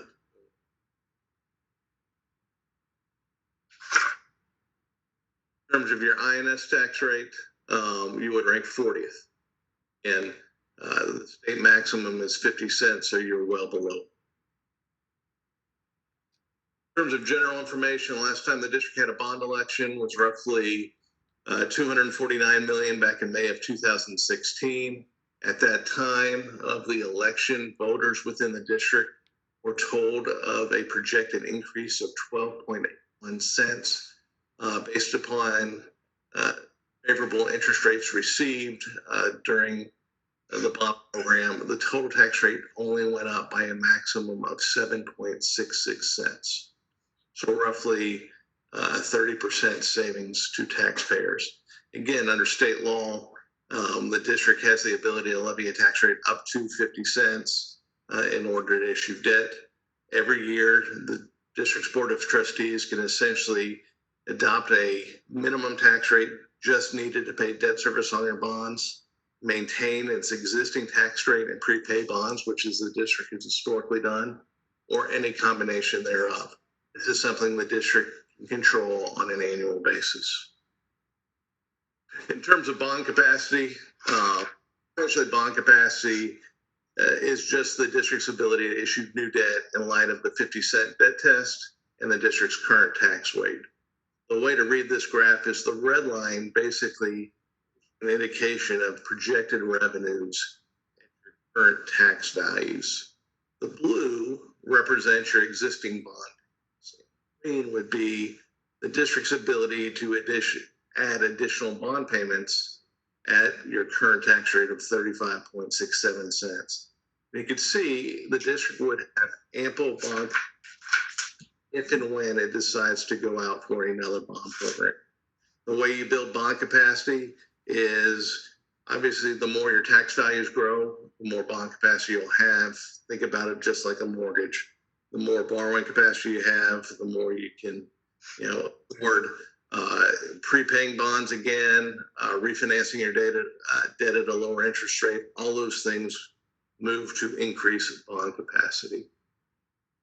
When we look at your annual payments, your bond payments go down over the next 22 years. Currently, you have roughly $435 million of bonds outstanding. But if you look at the current year, you could see the decline in your bond payments going forward. This will give the district the ability to annually prepay bonds, shorten its amortization, build bond capacity, save interest costs. This is sort of the same graph, but it's broken out just by principal and interest. January 1, you've had roughly $435 million of bonds outstanding. Interest on those scheduled interest payments would be $228 million for a total bond requirements of $663 million. So essentially, for every $1, the district paying essentially 52 cents. Based upon market conditions a few weeks ago, when you think about a 30-year home mortgage, every $1 borrowed, you're roughly paying 67 cents in terms of interest. So just keep in mind the district has gotten great rates and has reduced its interest costs to taxpayers. And then going forward, this gives you a summary of the district's outstanding bonds as well as what is callable. And every year, the district has the ability to prepay bonds or refinance bonds at a lower rate. In the table below, you'll see that what bonds are callable coming up. So you actually have $323 million of your bonds outstanding that are callable. And these are going to be the bonds that we will prepay prior to final maturity. Most recently, the district prepaid its Series 2011 bonds, A, because it goes out a little bit further to 2036, and B, because it has the highest coupon rate of 5%, make it the most advantageous to prepay. I know I went through that relatively quickly. I'll be happy to answer. I think, Jorge, thank you, sir. I think I saw your hand go up when I don't see everybody all at one time with the presentation. Did I see your hand go up, Jorge, with the question? Yes. Go ahead. Do we know the updated bond balance and interest as of March? Because I think that your number is from January 1st. So in terms of the principal payments, it is now $13.62 million less. So instead of 435, I believe the district has 419 million of bond principal outstanding. Most of the district's bond principal payments occur in August versus May. Okay. Thank you.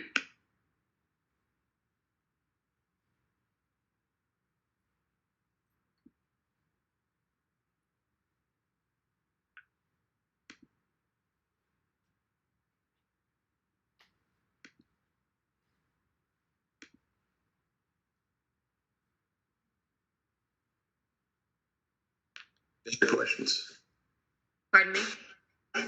So we have any other questions? That's what I'm looking. I think we lost one of the trustees. I don't think so, sir. It looks like, no, sir. Thank you. Thank you for being patient with us and hanging in there. And thank you for the great news. And Diane, it goes to you too. Thank you, Josh. Oh, wait. I do see. Jesse, do you have a question? Yeah, well, I actually, two things. One is I think, I mean, if you look through these slide deck, I mean, I think it sends a very clear message to our taxpayers and our community that indeed we have done a very good job in terms of how we manage the dollars and how we effectively have paid down our debt and how we've continued that. And I mean, I just think this information is fantastic as the way you look at it.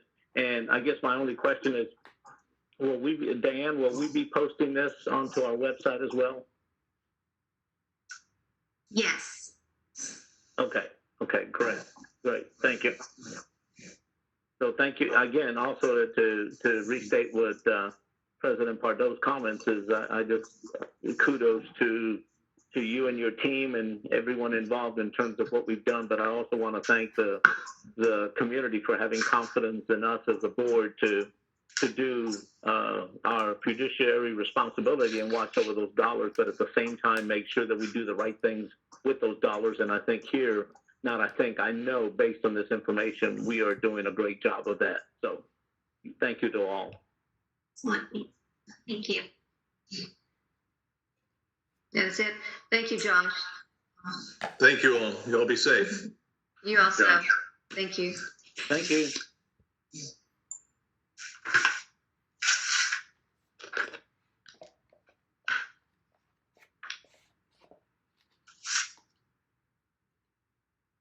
Kyle, can we take that back off? Is there any way?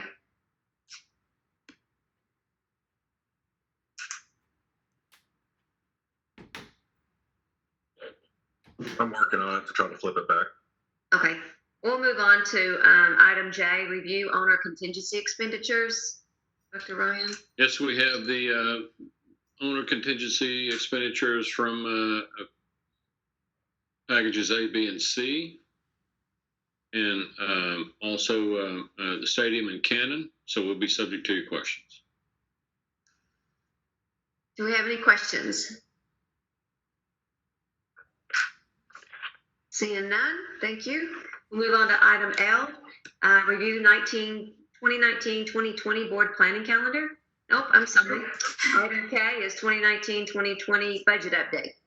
So this is the budget update that, remember, in the spring semester, we give you a monthly update of where we are in the current year's budget. And so Diane has that available for us this evening. Diane. Thank you, Dr. Ron. This update that I'm giving you this evening is based on 8 months of actual data. Let's just go ahead and turn to the numbers, and I'll kind of walk us through on page 163. Is everybody there?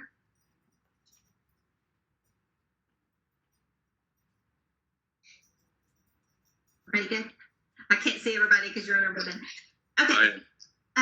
Looking at the revenues, I am projecting revenues to come in at 137.7 million.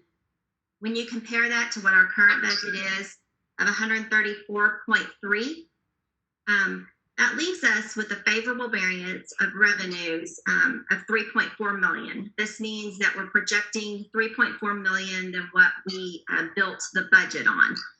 The largest piece of that, of course, is the state funding. One thing I do want to point out this month is that last month I was projecting revenues to be 138.5 million. So I have brought those revenues down. And the reason I brought them down is I have reduced the revenue for Kids U and ECDC.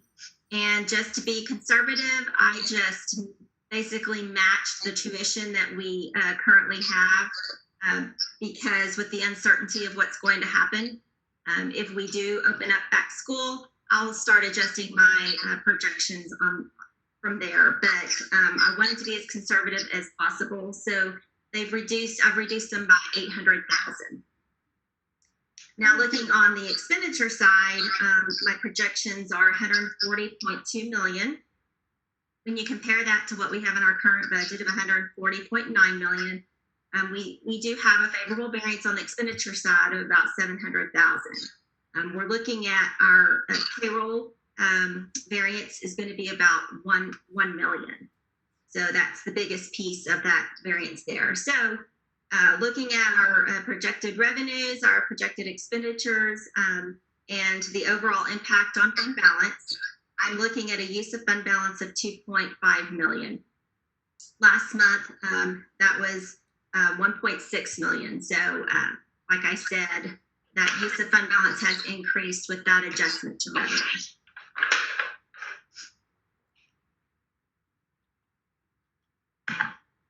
Do we have any questions? Thank you, Dan.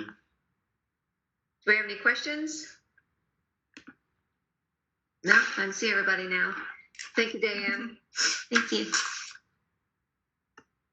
We move on to item L, review 2019-2020 board planning calendar. Ryan?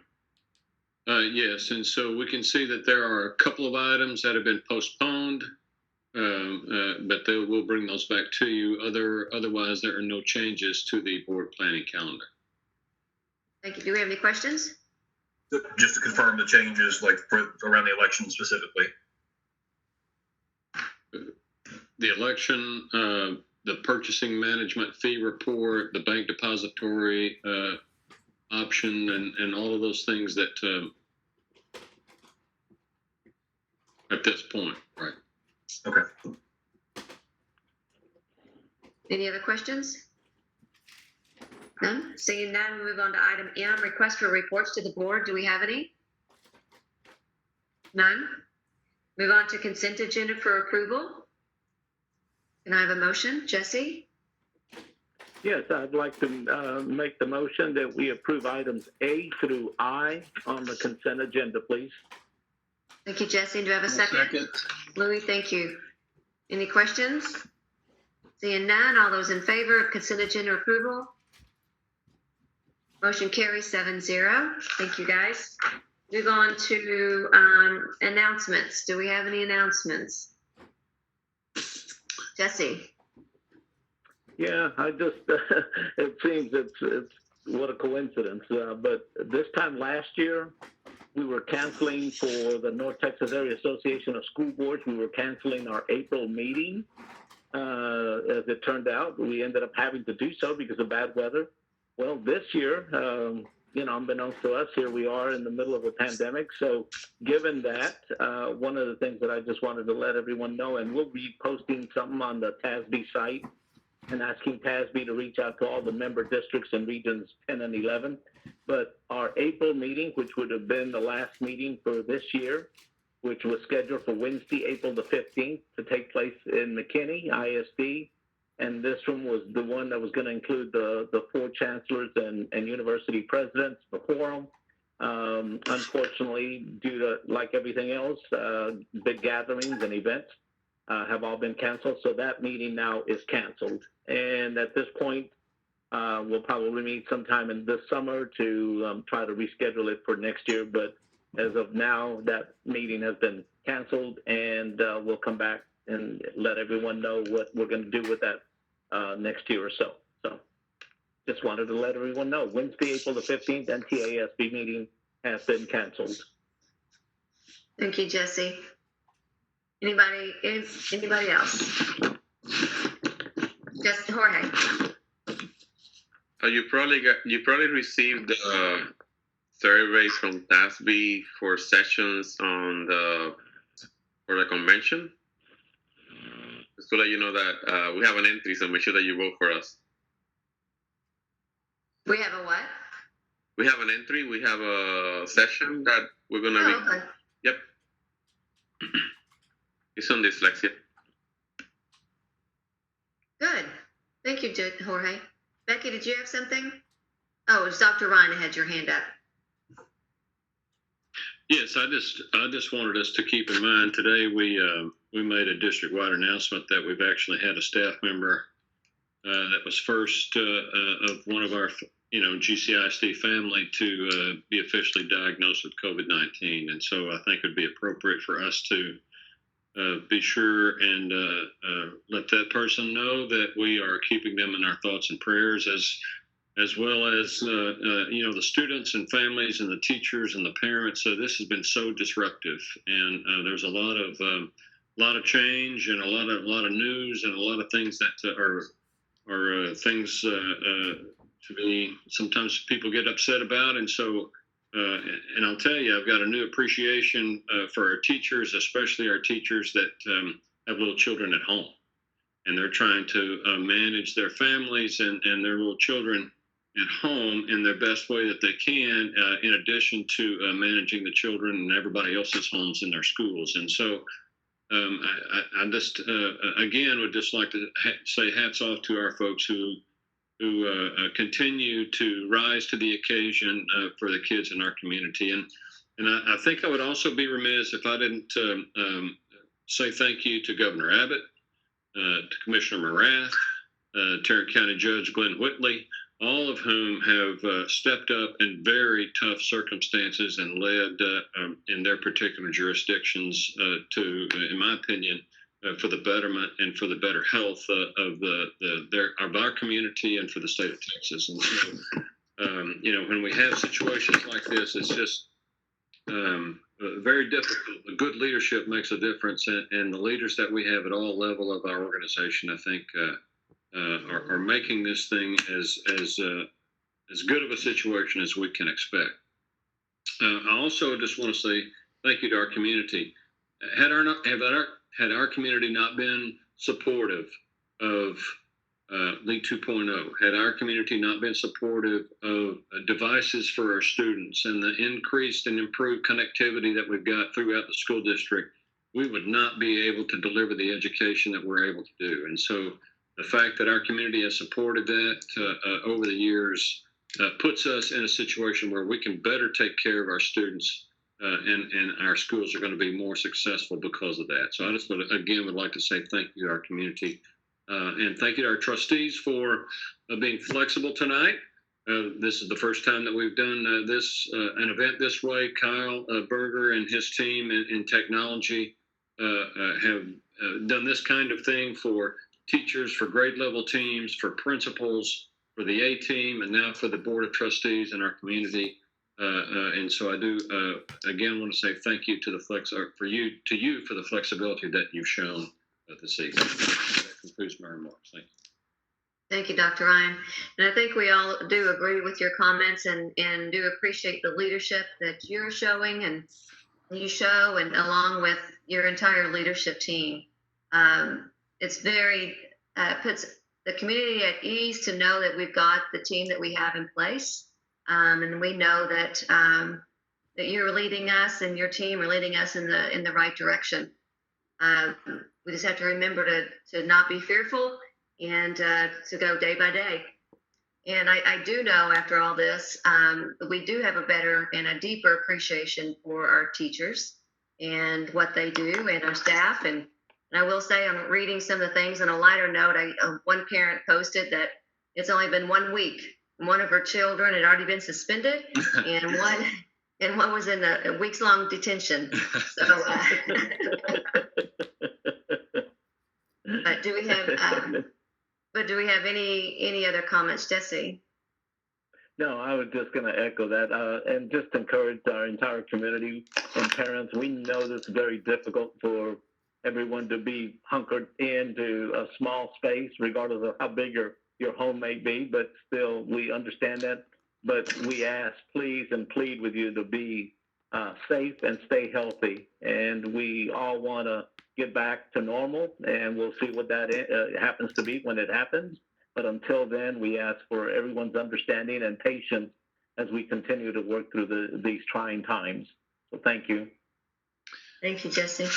I do have one more comment. I'm sorry. I was naming our state leaders, and I named the governor, and I named the TEA commissioner, and I named Judge Whitley, and I had on my list our representative Giovanni Capriglione, who has been in constant contact with superintendents throughout the area. He's called us and asked how things were going with us, and when I've called him, he's been incredibly responsive.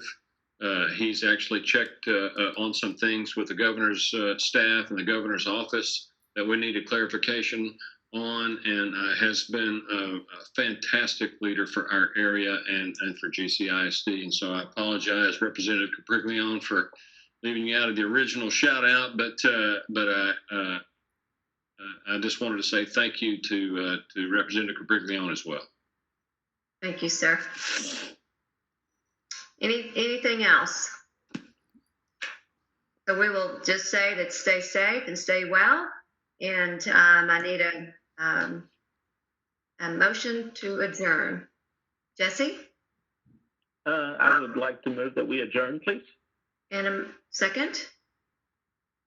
Oh, Becky, a second? All those in favor? Motion carries 7-0. Meeting adjourned at 9:18. Thank you, guys. And again, Kyle, we made it through. Thank you so much. Appreciate it. Thank you all.